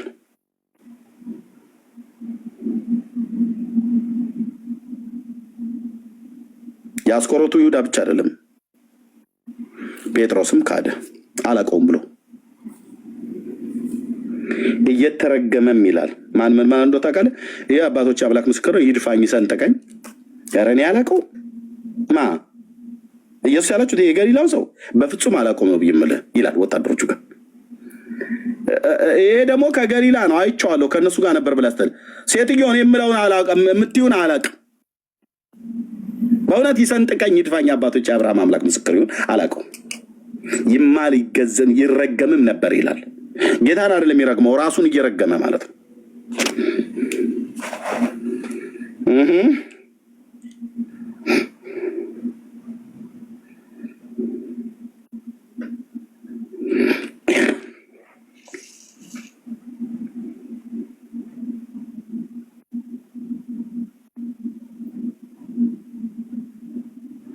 ኦኬ፣ ከሃዲው ሐዋርያ ጴጥሮስ ጌታን ከዳው አይደል? ከከዳው በኋላ ግን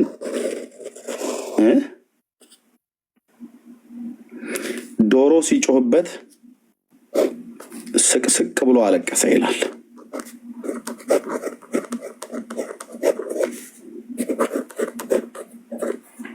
አለቀሰ። ይህንን ልብ ይስጠን ጌታ፣ የሚጸጸት ልብ፣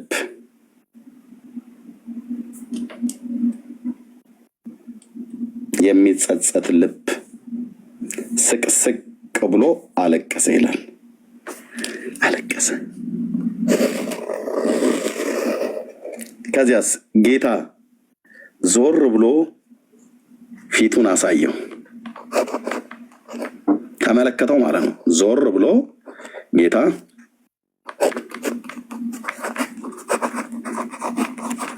ፊቱን አሳየው ሚንስ ተመለከተው ይላል። ጴጥሮስን እየተደበደበ እያለ እኮ ነው ዞር ብሎ የሚመለከተው። አቤት የኔ አባት ጌታ ኢየሱስ እየተደበደበ እየተመታ በዛ ግቢ ውስጥ እያዳፉት ሲያለቅስ ስላወቀ ዞር አለና አየው ይላል። ቴንኬን ጌታ፣ ቴንኬን አባት። ከሃዲውን ዞር ብሎ የፊቱን ብርሃን እንደገና በላዩ ላይ ያበራበታል። አለቀሰ ይላል። ስቅስቅ ብሎ አለቀሰ።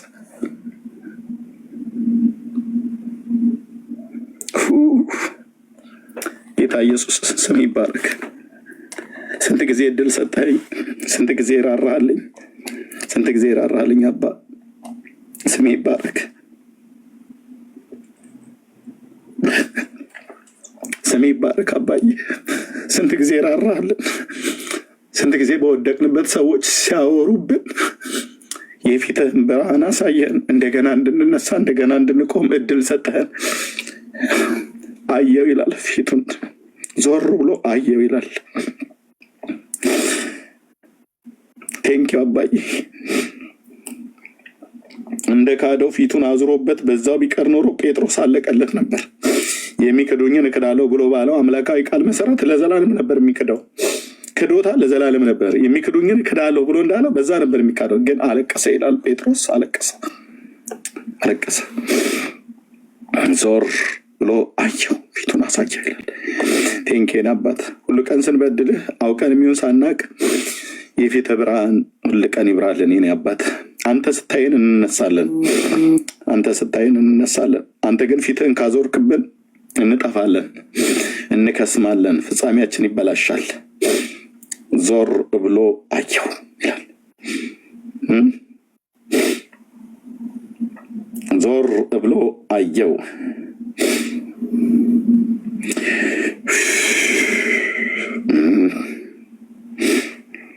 ቴንኪው አባቴ፣ ቴንኪው እግዚአብሔር ልጅ፣ ቴንኪው ጌታዬ፣ ቴንኪው ጌታ ኢየሱስ።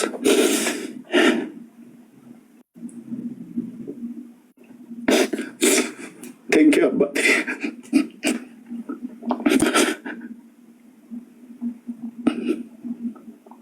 ቴንኪው። እናመሰግናለን። ስም ለዘላለም ይባረክ። አንተ እኮ አንተ ነህ።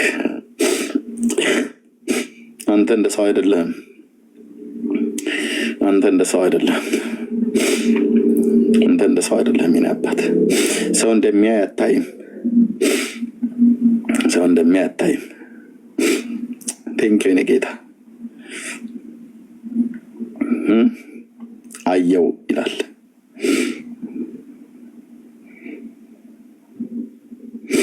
በሊቀ ካህኑ ግቢ ሲደበድቡት ማለት ነው።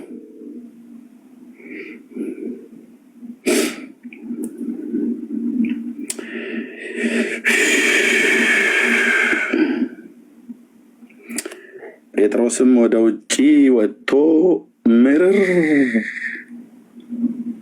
ብሎ አለቀሰ።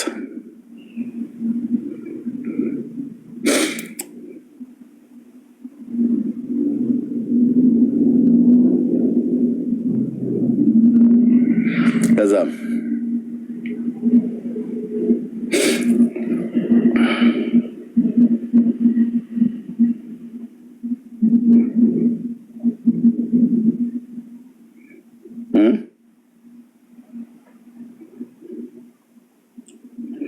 ምርር ብሎ አለቀሰ።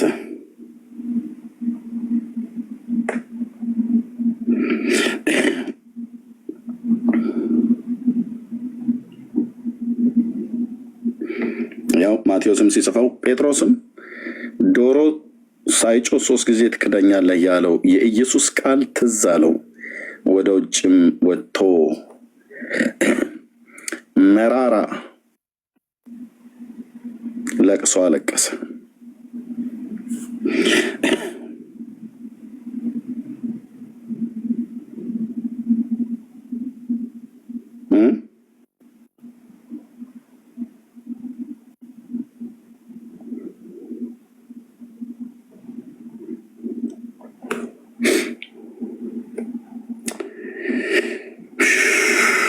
ቴንኪው ጌታዬ፣ ቴንኪው አባቴ።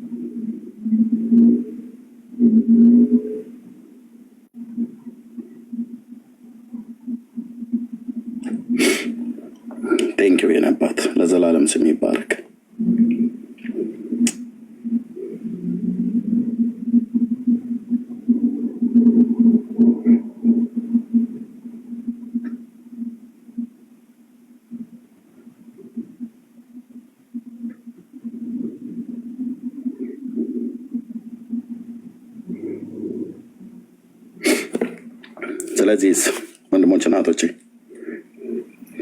ዞር ብሎ ፊቱን አየው ይላል፣ ዘወር አለ ይላል። ወደ ጴጥሮስ ወደ ከሃዲው ሐዋርያ ዘወር አለ። ሌላውስ ቢሆን ማንም ዞር አይልም። እኛ የካዱንን ሰዎች ዘወር ብለን እናያቸዋለን። በጣም የሚገርመው ይህንን ሐዋርያ ነው መልሶ ፍቅሩ ኢየሱስ ፍቅሩ እንደማይለወጥ የምታውቁት ዶሮ ሳይጮህ 3 ጊዜ ካደውን ሐዋርያ እኔ በሆን መልሼ በጎቼን ጠብቅ አደራ ብዬ አልሰጠውም። እኔ በሆን ሰው ነኛ፣ በደልን ቆጥራለሁ። አንተ አጀሬው እያልኩ እንዴት ለካደው ሐዋርያ እንዴት በጎቼን ጠብቅ ይባላል? እንደ ሰው አይደለም ጌታዬ።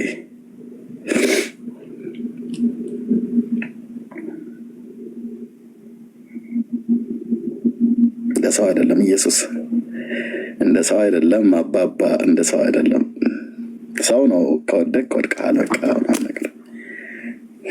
እኛ ብንሆነ ሐዋርያቱን ምን መርጠው ጴጥሮስን መልሰን እንመርጠው ነበር? በፍጹም። እኔ ብመርጠው መድኃኒዓለም ያጥፋህ እያላችሁ ልትረግሙኝ ትችላላችሁ። እንዴት ላልጠፋ ሶስቱን ትመርጣለህ? ሰውየው እኮ በክደት የታወቀ ነው። መልሰህ እንደገና ደግሞ ቤተክርስቲያን ለሱ ትሰጣለህ እንዴ? ህዝብን ይሄ እኮ ታማኝ እኮ አይደለም። ጌታውን የካደ በኋላ ህዝቡን ሊክድ አይችልም እንዴ? ግን እንዴት ነው የምታስበው ኤርምያስ ብላችሁ ትሉኝ ነበር። እኔም እንደዚህ ይላችሁ ነበር። አዎ አይደል? ሀኒ ደግመን አይነን እንዳላየው ከዚህ ድራሽ ይጥፋ ብለን እናሰናበተው ነበር። ጌታ ግን አይገርምም? ጌታ ግን አይገርምም? የሚያስለቅሰኝ እሱ ነው በእውነት። ጌታ ግን አይገርምም? ከሃዲውን ሐዋርያ ፊቱን አሳየው። ፊቱን የጌታዬ ፊት። ቴንኪው አባቴ። ጌታዬም ፊት የጌታዬም ፊት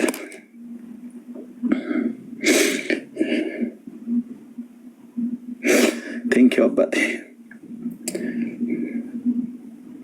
ዘወር አለ ይላል። ዘወር አለ እና አየው። ቴንኪው አባት፣ ቴንኪው ጌታ። ለዘላለም ስም ይባረክ። በደከምንበት ከቃለ በወጣንበት ተው ያልከንን ባልተውንበት የአመፃ መንገድን የኃጢአት መንገድን ሄደን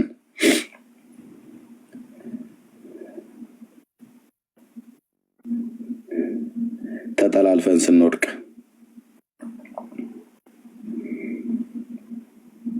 ተስፋ ማትቆርጥብን ጌታ፣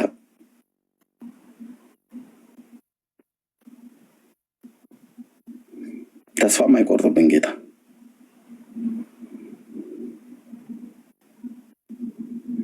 አይገርምም? ዘወር ብሎ አየው።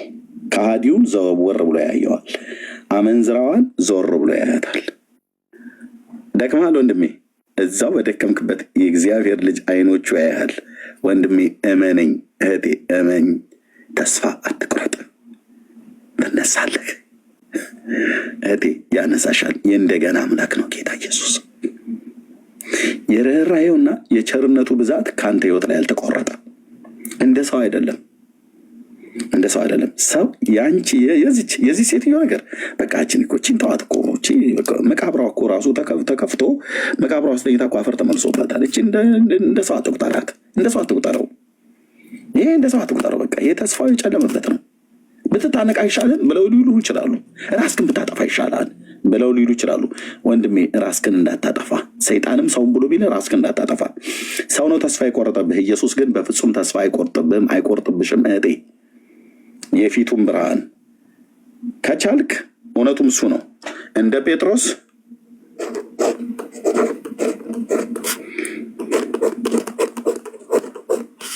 በጌታ ፊት ምን በል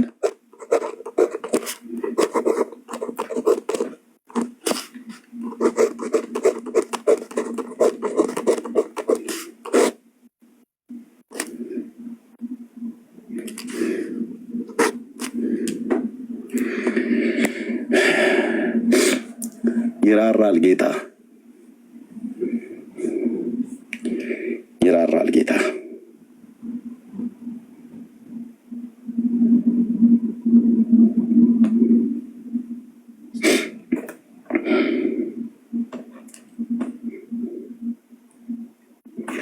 አያው ይራራል ጌታ።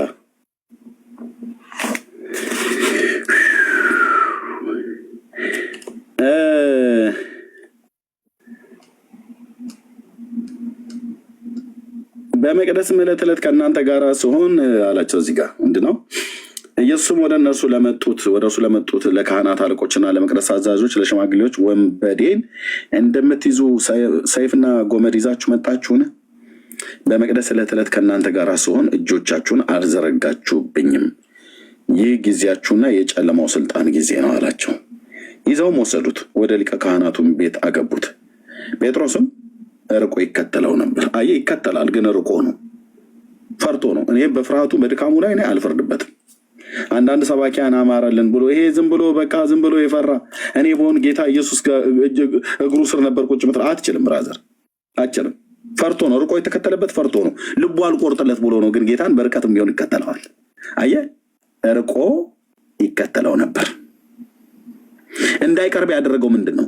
እየደበደቡት ነው ጌታን። ከተጠጋ እኔንም ይመቱኛል ብሎ ፈራ። ሰው ነዋ። ኤልያስ ይሄ ቦቅቧቃ ምናምን ነገር ብሎ ሲሰብኩ ሰብቻለሁ። አንዳሉ አፍክን ያዝ አይባልም።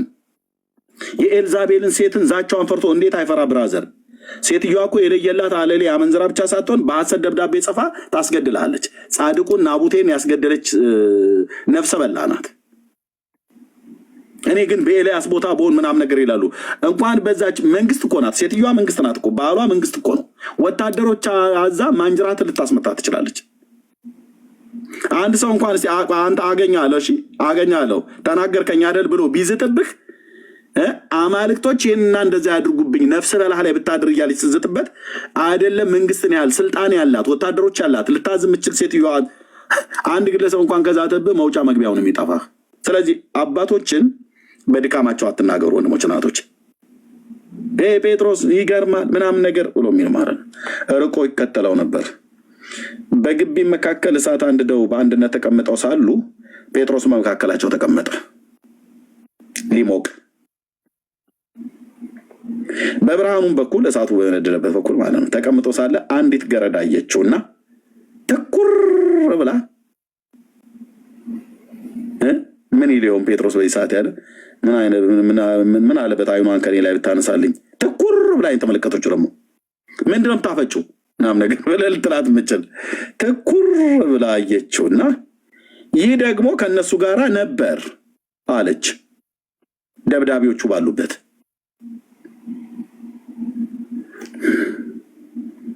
አርፌ በተቀመጥኩበት ብሎ የሚል ማለት ነው። ግን አይገርምም? እዛው ግቢ ውስጥ ጌታን እየደበደቡት እሱ እዛው ጋር አለ። ምንድነው እስከዚህ ድረስ ያስከተለው? ጴጥሮስን ኢየሱስን እስከዚህ ድረስ እንዲከተል ያደረገው ምንድን ነው? እኔ እናገርለታለሁ። የሐዋርያውን ጴጥሮስ ኢየሱስን ይወደዋል፣ ፍቅር ነው እዛ ድረስ እንዲከተል ያደረገው ፍቅር። አንዳንዱ እኮ ወህኒ ቤት ከጨመሩ በኋላ እንኳን አይመጡልህም። እዛው ሊቀ ካህኑ ግቢ ኢየሱስ እየተቀጠቀጠ ባለበት እየተደበደበ ባለበት እሱ እዛ ድረስ ሄዶ አብሯቸው ቁጭ ብሎ እሳት ይሞቅ ነበር። አላስችል ብሎት ነው፣ አልሆንለት ብሎ ነው እንጂ ሁሉንም በጠረባና በሰይፍ ጨፍጭፎ ኢየሱስን ቢያስመልጠው ደስ ባለው ነበር። ጴጥሮስ ታውቃለህ፣ ስለ ጌታ ፍቅር ከመቅናቱ የተነሳ ሳንጃውን አውጥቶ የሊቀ ካህኑን ባሪያ ማልኮስ የሚባለውን ጆሮውን ገንጥሎ እኮ የጣለ ሰው እኮ ነው። ምን ስለምን ነው ጴጥሮስ እንዲህ ያደርገው?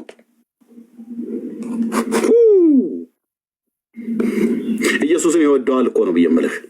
ኢየሱስም ጴጥሮስን ይወደዋል፣ ጴጥሮስም ኢየሱስን ይወደዋል። ቢላዋ አንስቶ እስከ መቋረጥ ድረስ ያደረሰው ምንድን ነው? ፍቅር፣ ቅናት።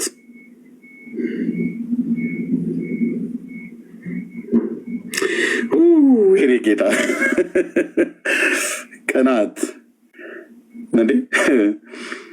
አይደለም ጆሮን አንገቱን በጥሶ ሊጥለው ቢችል ጴጥሮስ ቀንቷል ለጌታ ማለት ነው። አልሆንለት ብሎ ስላለ ነው። እሱ ብቻውን ነው ርቆ የሚከተለው እሱ ነው። ሌሎቹ ሄደዋል የሉ። እነኛ ደግሞ ደብዳቤዎቹ ብዙ ናቸው ያሉት። ግብ ቢገጥምም አይሆንለትም። ስለዚህ ቁጭ አለ እዛው ሊስቲ ምናምን ነገር ብሎ በቅርብ ርቀት ማለት ነው የሚሆነውን ያለው ብሎ አልሆንለት ብሎ ነው። የእውነት ግን በዛ ሰዓት ላይ አግኝተን ጴጥሮስን ኢንተርቪው ብናደርገው ምን ይሰማሃል? አሁን እንደዚህ ጌታን ቢያንገላቱብህ እውነቱ ነገር ሳደብቅ ብለህ ብትለው ምን የሚል ይመስልሃል? ውስጤ ተቃጥሏል ኤርሚያስ አጠይቀኝ ብሎ የሚል አይመስልም? ይበሉት ይላል አይልም? ይበሉት እኛ መክረውን ነበር ድሮም ይላል አይልም? ምን ይሰማል ጴጥሮስ? እውነቷን ንገረኝ። ቁጭ አርጋት ውስጥ የሚሰማን በዚህ ሰዓት ላይ በጌታ ላይ እንደዚህ እየቀለዱ እያሾፉ እየመቱት ራሱን በመቃ ምን ይሰማል?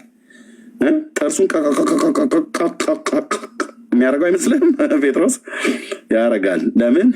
የጌታ ቅናት ጌታን ሲያንገላቱት ሲያይ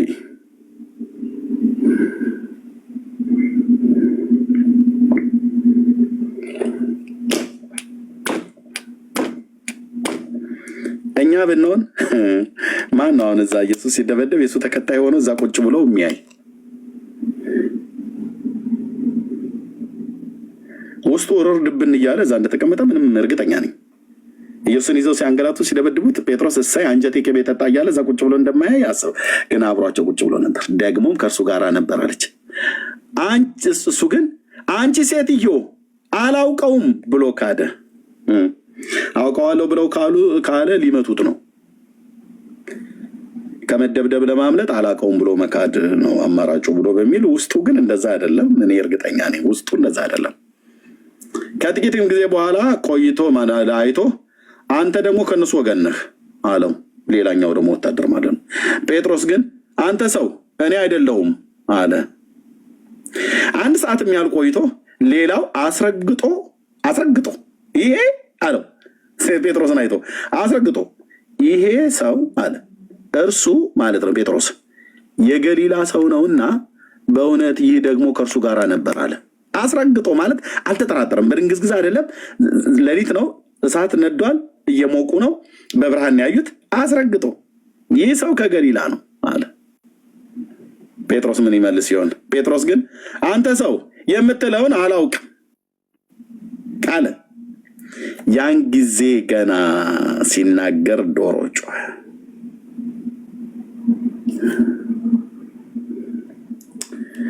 ጌታም ዘወር ብሎ ጴጥሮስን ተመለከተው።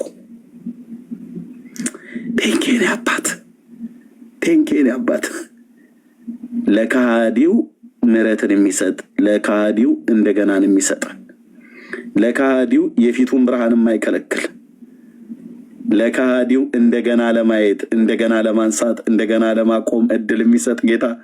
እቺ ቃል በጣም ውስጤን አልኩት። ተመለከተው ይላል።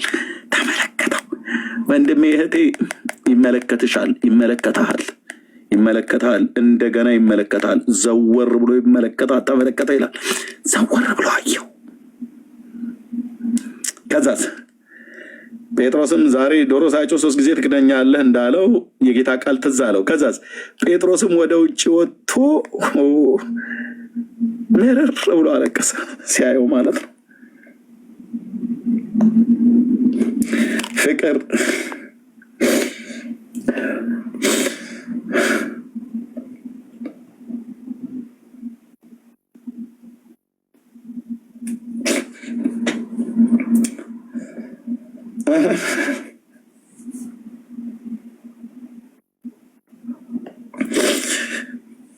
ዘወር ብሎ ተመለከተው።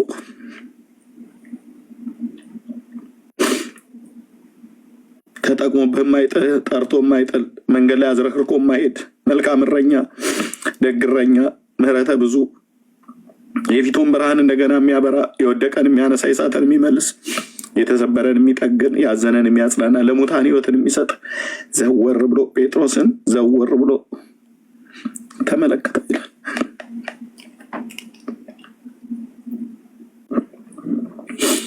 አባዬ ለእኔም እንዲህ ስለሆነልኝ እጅግ አድርጌ አመሰግናለሁ። ለወንድሞቼ ለእህቶቼ ሁሉ እንደዚህ ስለሆነላቸው እጅግ አድርገን አንተ ብቻ ነህ ተስፋ ያልቆረጥክብኝ በእኔ አንተ ብቻ ነህ በእኛ ተስፋ ያልቆረጥክብን። እናቴ ተስፋ ቆርጣብኝ ታውቃለች፣ አውቃለሁኝ። አባቴ ተስፋ ቆርጦብኝ ያውቃል።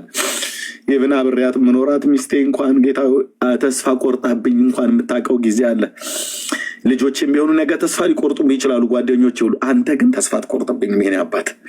ቴንኪው የኔ ጌታ፣ ቴንኪው የኔ አባት፣ ቴንኪው። አንተን ሳስብ፣ አንተን ሳይ፣ የፊትህን ብርሃን ሳይ ሁልጊዜ ደስ ይለኛል፣ ሁልጊዜ እንበረታለን። ዘወር ብሎ ተመለከተው ይላል። ሃሌሉያ። ዘወር ብሎ ጌታም ዘወር ብሎ ተመለከተው፣ ከሃዲውን ተመለከተው፣ ደጋግሞ የካደውን ተመለከተው፣ የወደቀውን ተመለከተው፣ የተሰበረውን ተመለከተው፣ ያዘነውን ተመለከተው። ከዛስ ከሱ ምልከታ በኋላ አሁን እንደመሆነው ነው የምትሆነው፣ ጴጥሮስ እንደሆነው ነው የምትሆነው። ቴንክ ኔ ጌታ፣ ቴንክ ኔ አባት፣ የአባቶች አምላክ ስም ለዘላለም ይባረክ። አላፍርም ባንተ፣ አላፍርም በምሕረትህ፣ አላፍርም በቸርነትህ፣ አላፍርም በጸጋ ብዛት፣ አናፍርም። ምረር ብሎ አለቀሰ ይላል።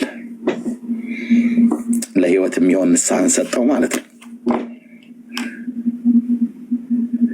ዶሮ ሳይጮህ ሶስት ጊዜ ትክደኛለህ ብሎ ካለ በኋላ ከተመለስክ በኋላ ወንድሞችን አጽና ብሎ የሚለው ቃል ትዝ ይላቸዋል።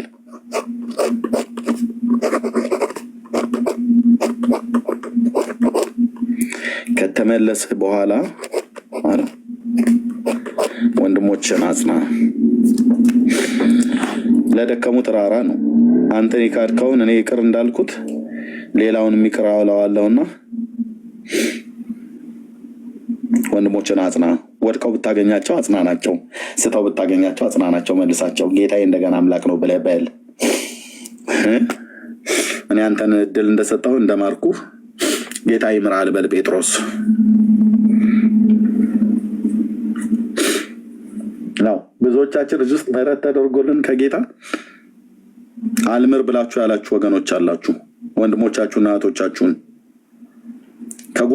ከጎዷችሁም ጉዳት የተነሳ ሊሆን ይችላል፣ ተጎርታችሁ ሊሆን ይችላል። ልክ ነው። በደላችሁን አሁን ግቡና ተናገሩ ብዬ ብል 1 2 3 4 5 6 7 10 ድረስ ልዘረዝሩት የምትችሉት በደል በድለዋችሁ ሊሆን ይችላል። ከዚህም የተነሳ የምህረትና የይቅርታው ብዛት በእኛና በአንቺ፣ በእኔና በአንቺ በአንተ ላይ ሳያልቅ እናንተ ግን በሰዎች ላይ ምህረትና ቸርነታችሁ አልቆ ይቅርታን አንሰጥም ብላችሁ ያላችሁ እህቶችና ወንድሞች በጌታ ለለምናችሁ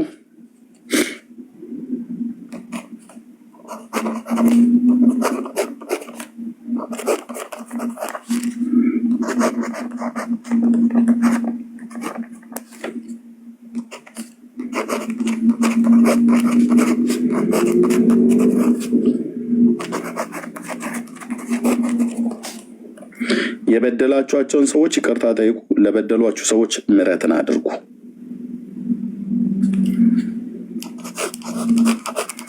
አለቀ። እነዚህን ካላደረግ ክርስትናህ የፈለግ በልሳን ጸልይ፣ የፈለገ ጸጋ ይገለጥብህ፣ ዜሮ። ምህረትን አድርጉ፣ ይቅርታንም ጠይቁ። የበደላችኋቸውን ይቅርታ ጠይቁ። እነሱ መጥተው ይቅርታ እስኪጠይቋቸው አጠብቁ። ራስህ ሂድ። ይቅርታ የጠየቋችሁን ሰዎች ደግሞ ምህረትን አድርጉ ፕሊስ። በጌታ አልኩ። ምርኮ ሲመለስ ታየዋለህ። እግዚአብሔር በምድር ከፍታዎች ላይ ሲያወጣ ታየዋለህ። ሰማያት በአንተ ላይ ሲከፈት ታየዋለህ።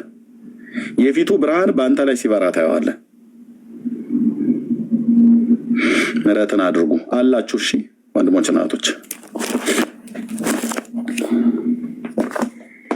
እየለመኗችሁ ምህረትን አልሰጥ ብላችሁ ያላችሁ ወንድሞችና እህቶች፣ መበደላችሁን እያወቃችሁ ይቅርታ አልጠይቅም ብላችሁ ያላችሁ እህቶችና ወንድሞች ፕሊዝ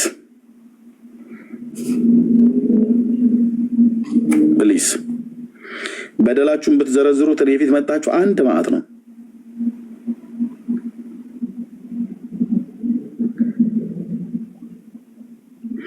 ምናልባት የተበደላችሁትን ነገር ለእኔ ብትነግሩኝ አይ ይሄንንማ ይቅር ልትዩ አቺም ብዬ ልልሽ እችላለሁ፣ ሀሳብ አስተያየት ብሰጥ ማለት ነው። ግን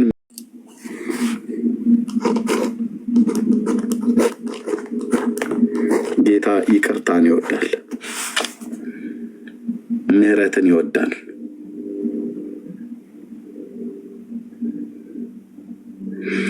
እነኛ አይነትን ሰዎች ጠርቶ ነው ጌታ መስካሪ ያደረገው።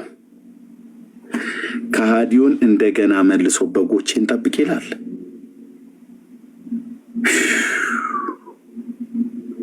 ጌታ እንደገና እድል ሲሰጥ እስከ ወዲያኛው ድረስ ነው የሚሰጥህ።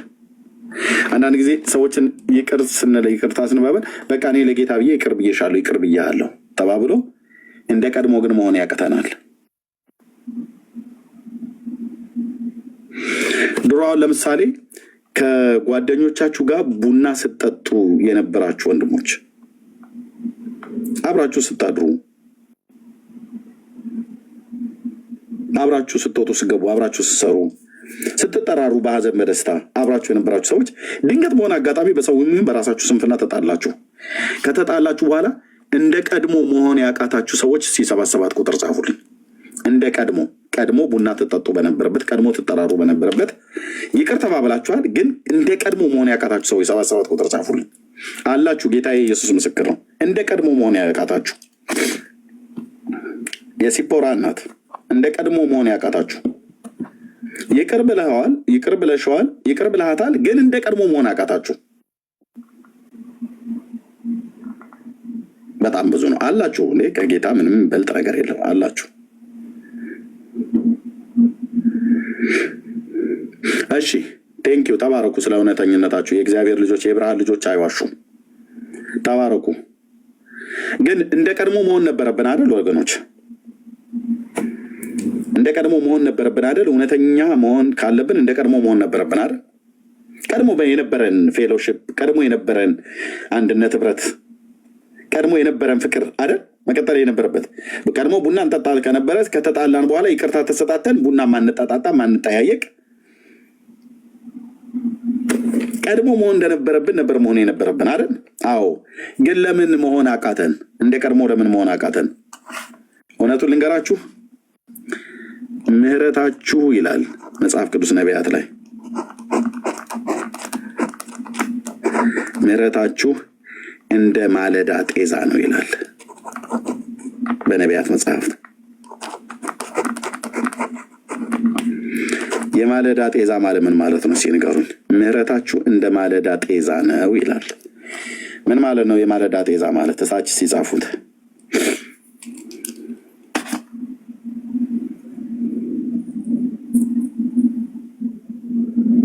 የማለዳ ጤዛ ማለት ነው ምን ማለት ነው?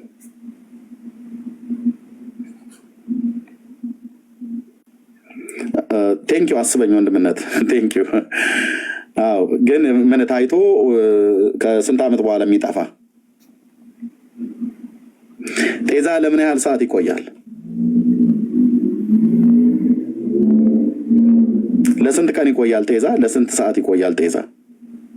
ወዲያው አይደል? የሲፖራ እናት ተባረኪ እህቴ። ፀሐይ ሲወጣ የሚጠፋ አይደል? ተኖ የሚጠፋ ኢትዮጵያን እህትየው ተባረኪ ከአሜሪካ ጥቂት ጊዜ ታይቶ የሚጠፋ ማለት ነው ጤዛ። ድሮ እኔ ገጠር ስላደኩ እረኛም ስለሆንኩ አዲስ አበባ ከተማ ውስጥ ያላችሁ አንዳንድ ቦታ ላይ ግን ሳር ላይ ላታዩ ትችላላችሁ። ግን በተለይ ሳር ላይ ነው በጣም የሚታየው ማለት ነው። ወዲያው ነው በቃ ወዲያው። ጠዋት ላይ ስንወጣ ጤዛው ሳሩ ላይ በሙሉ እንዳለ ረቦ ታየዋለህ። ከብቶች ፈተን ቁርስ በልተን ከብቶቹን ፈተን ወደ መስክ ስናሰማራ ጤዛው አለ። ወዲያውኑ ፀሐይዋ ምናልባት የ2 ሰዓት ፀሐይዋ ከወጣች የ1 ሰዓት ቆይታ እንኳን አይቆይም። ፀሐይ እስክትወጣበት ድረስ ነው ጤዛ የሚቆየው። ከዛስ የ1 ሰዓት አይደለም ኃይለኛ ፀሐይ ሲወጣበት የ30 ደቂቃ ቆይታ አይቆይም። ወዲያውኑ ምን ይላል? ይረግፋል ወይ ደግሞ ይጠፋል። ምህረታችሁ እንደ ማለዳ ጤዛ ነው ማለት ይቅርታ ማድረጋቸው ወዲያው ነው እና ወዲያው ተመልሶ ይጠፋል ማለት ነው። እና ያ ምህረታቸው ስለሚጠፋ መልሶ እንደገና ቡና ለመጠጣት ይቸገሩና አይደለም ቡና አይደለም ድጋሚ መንገድ ላይ እንኳን ብታዩት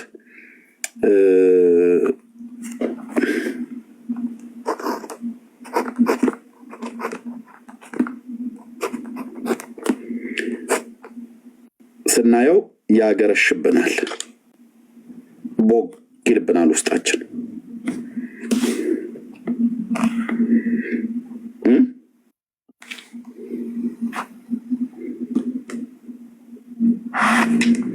ታዲያ እናንተ 77 ቁጥር የጻፋችሁ ወንድሞች እናቶች ምንድነው ማድረግ ያለብን? እንደ ጴጥሮስ ምርር ብላችሁ አልቅሳችሁ ጌታ ሆይ ከአንተ እንዲህ አልተማርንም፣ አንተ ያስተማርከን ለጴጥሮስ ያሳያው። ጌታ ኢየሱስ ክርስቶስ ጴጥሮስን ከማረው በኋላ እንደ ቀድሞ ነው አይደል ህብረታቸው የቀጠለው? ከቀድሞ በላይ እንደውም ሾመው አይደል? ቆይ ዜማና ቅኔ ቴንክ ተባረክ። አንድ ያቆመው እንኳን ቀድሞ ከነበረው በላይ እንደውም ሾመው አይደል?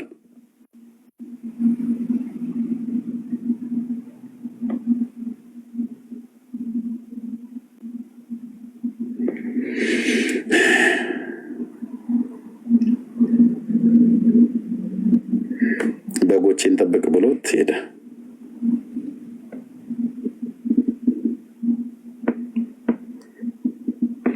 አደራ ለማይሰጠው ሰው አደራ ሰጥቶ ሄደ።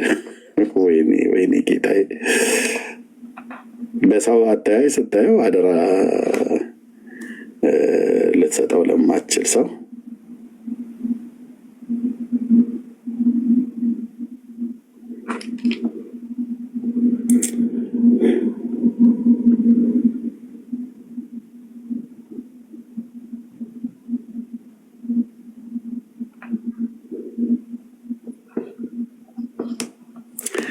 በትንቢተ ሆሴዕ መጽሐፍ ምዕራፍ 4 ላይ ነው። ወደ እግዚአብሔር እንመለስ፣ እርሱም ሰብሮናል፣ እርሱም ይፈውሰናል፣ እርሱም መጥቶናል፣ እርሱም ይጠግነናል፣ ከ2 ቀን በኋላ ያድነናል፣ በ3ኛውም ቀን ያስነሳናል፣ በፊቱ በሕይወት እንኖራለን።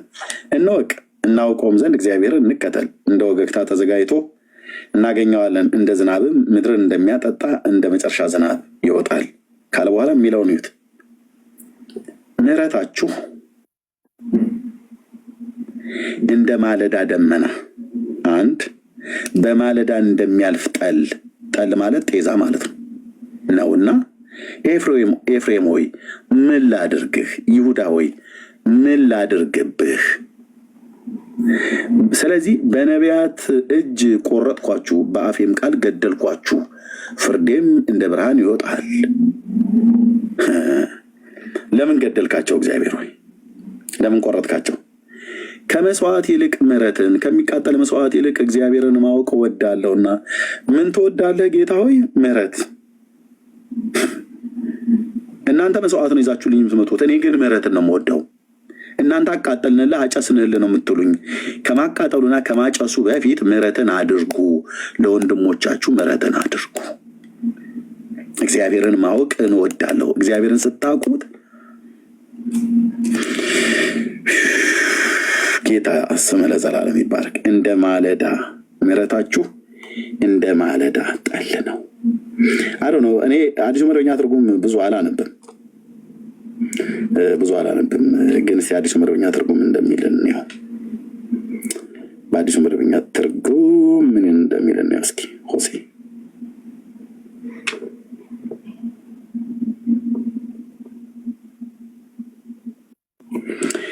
ኤፍሬም ሆይ ምን ላድርግህ? ይሁዳ ሆይ ምን ላድርግህ? ፍቅራችሁ እንደ ማለዳ ጉም። እዛ ጋር ምሕረታችሁ የሚለውን እዚህ ጋር ፍቅራችሁ ብሎታል። ያው በቃ አይ ላቭ ዩ እህትየው ወንድምነት በጣም ነው የምወድህ ውስጥ የቅጥል እስኪል ብሎ ይላል። ግን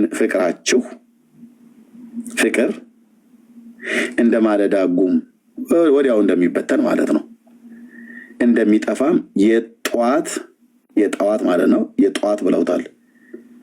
የጠዋት ጤዛ ነው። ፍቅራችሁም ምሕረታችሁም ወዲያው ረጋፊ ነው፣ ወዲያው ጠፊ ነው። አይ ሚስ ዩ ብለው ይላሉ። ግን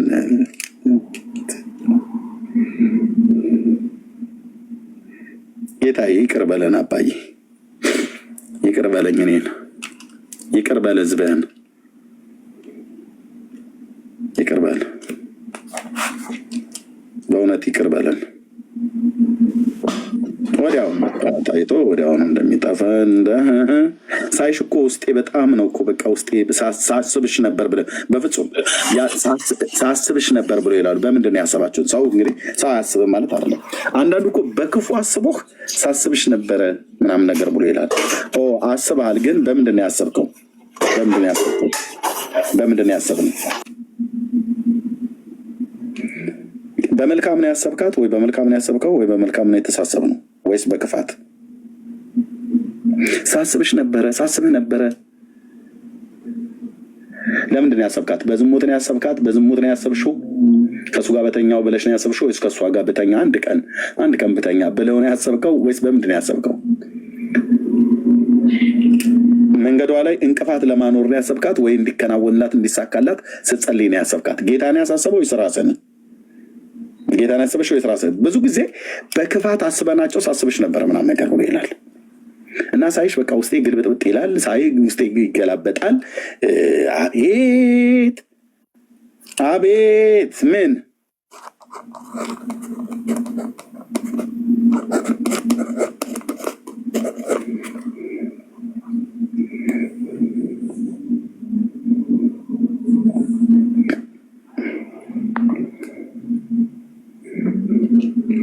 ወዲያው ዞር ስትል አጠገባችን ሰዎች ካሉ ይገርምሻል። ሰው መሰለችሽ እንዴ?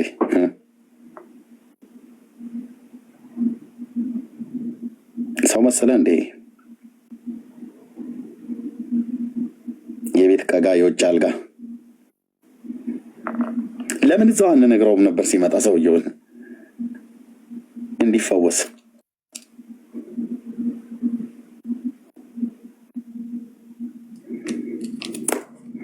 ስንገናኝ እንደዚህ ነው አይደል? ተቃቅፈን እዚህ ጋር ኮምፒውተር ስላለ ማለት ነው። ስንገናኝ እንደዚህ ተቃቅፈን እንደዚህ አቅፈን ነው አይደል? ጀርባውን እንደዚህ ብለን እንላለን። በዚህ ጋር ጀርባውን ስንመታ ጭንቅላታችን በዚህ በኩል ይሆናል፣ ይሄኛ የሱኛው ደግሞ በዚህ በኩል ይሆናል። ከዛ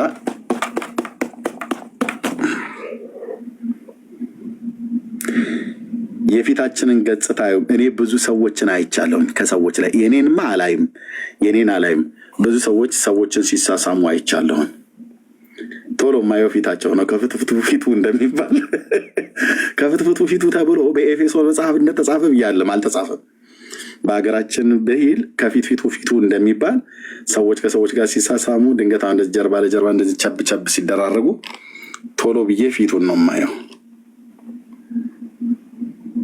በስመ አብ አንዳንዶቹ ፊት ላይ በጣም ወንድም ማለት እያቀፏት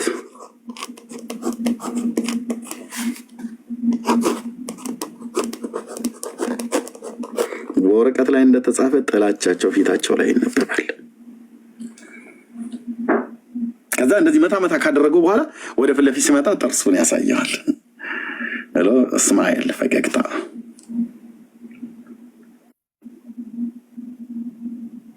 ከዛ ወደ ጸሎት ፕሮግራም ይገባል።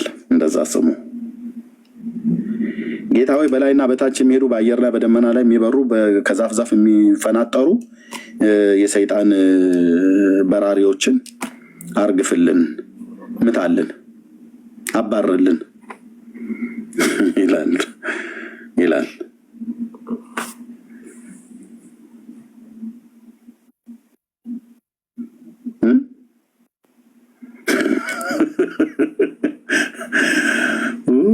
ጌታዬ እኔ የራሴ ትዝ እያለኝ ሁሉንም ስቀ ወንድሞች እናቶቼ ጌታዬ ፍታኝ ብዬ ማለት ፍታኝ ጤነኛ አይደለሁም ጌታ ኢየሱስ ጤነኛ አይደለሁም ብዬ ነገርኩት። አይደለሁም አይደል? ፍታኝ ገላግለኝ ጌታዬ ብዬ በእውነት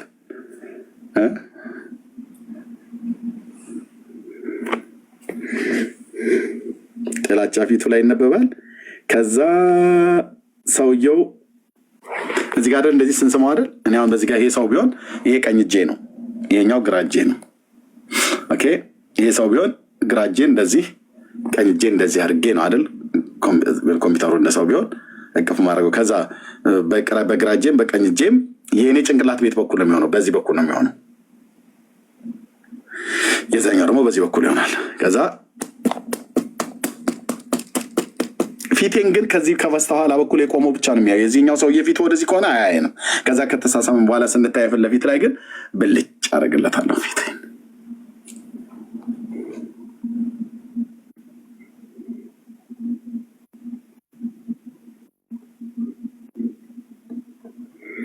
ምህረታችሁና ፍቅራችሁ እንደ ማለዳ ጉም። የማለዳ ጉም አይተዋል? ማለዳ ጠዋት ስንነሳ እንዳለ በቃ ጭጋግ እንትን ምንድነው ይሄ ምንድነው? እዚህ እኔ ያለሁበት በውጭ ሀገር ፉጊ ነው ምናምን ነገር ይሉታል። ፉጊ ነው ፎጌ ይሉታል። ጉም ማለት ነው። አንዳንዴ መኪና መንዳት እስኪያቅተን ድረስ ጥቅጥቅ ያለ ነው።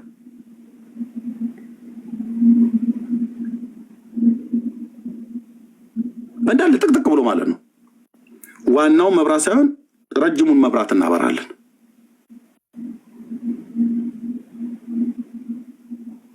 እና ያንን ልጆቼን 17 ደቂቃ ነድቼ ፎግ አይደል አወንድዬ ቴንኪው ተባረክ። ፎግ አዎ ልጆቼን 17 ደቂቃ ነድቼ ትምህርት ቤት አድርሼ ስመለስ ግን የለም። የ17 ደቂቃ ቆይታ ማለት ነው። የ17 ደቂቃ ቆይታ የታየ ያ ሁሉ መኪና ሸፍኖ ከተማው ተሸፍኖ የሆነ ኮረብታ ላይ ምናምን ነገር ስንነዳ እዛ ላይ ሰው ወርታች እንዳለ ከተማው ተውጧል። የለም እንደ ማለዳ ጉም ማለት እሱ ማለት ነው። ፍቅራችሁ በአዲሱ መደበኛ ትርጉም ነው እንደዚህ ብሎ የሚለው። በዛኛው ግን ምህረታችሁ ይላል። በዛኛው ላይ ምህረታችሁ፣ ምህረት ስትሰጡ፣ ይቅር ስትባባሉ፣ ይቅርታ ስትሰጡ፣ በቃ ያው እዚህ ጋር ደግሞ ምህረታችሁ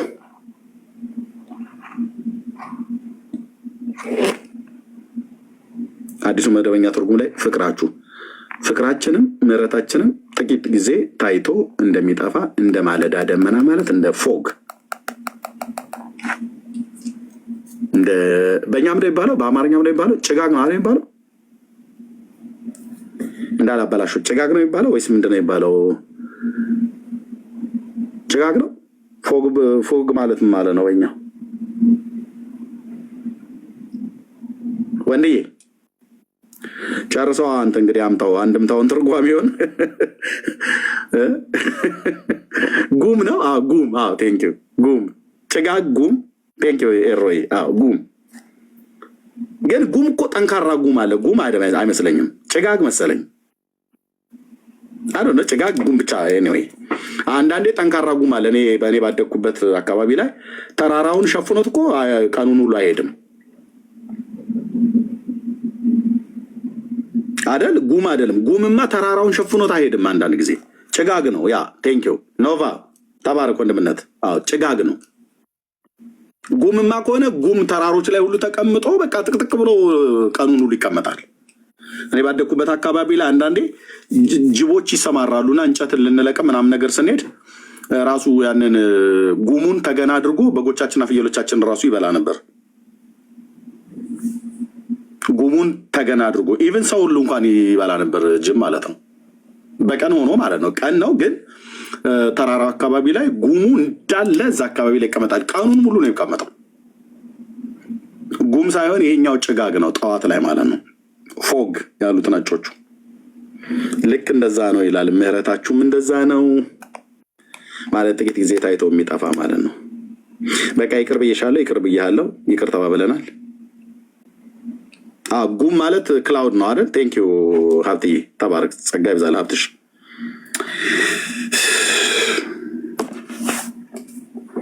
ጌታ ከዚህ ያድነን።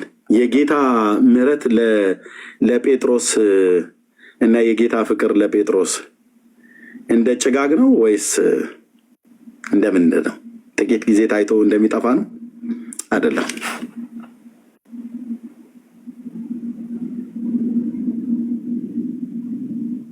ሲምራን እስከ መቼ ድረስ ነው የማረን ጌታ?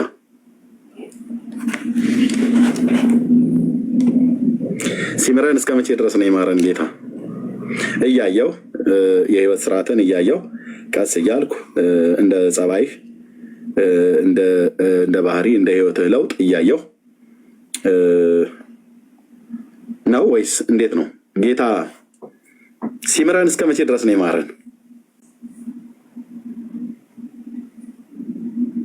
አንድ ሰው ብቻ ነው የጻፈው።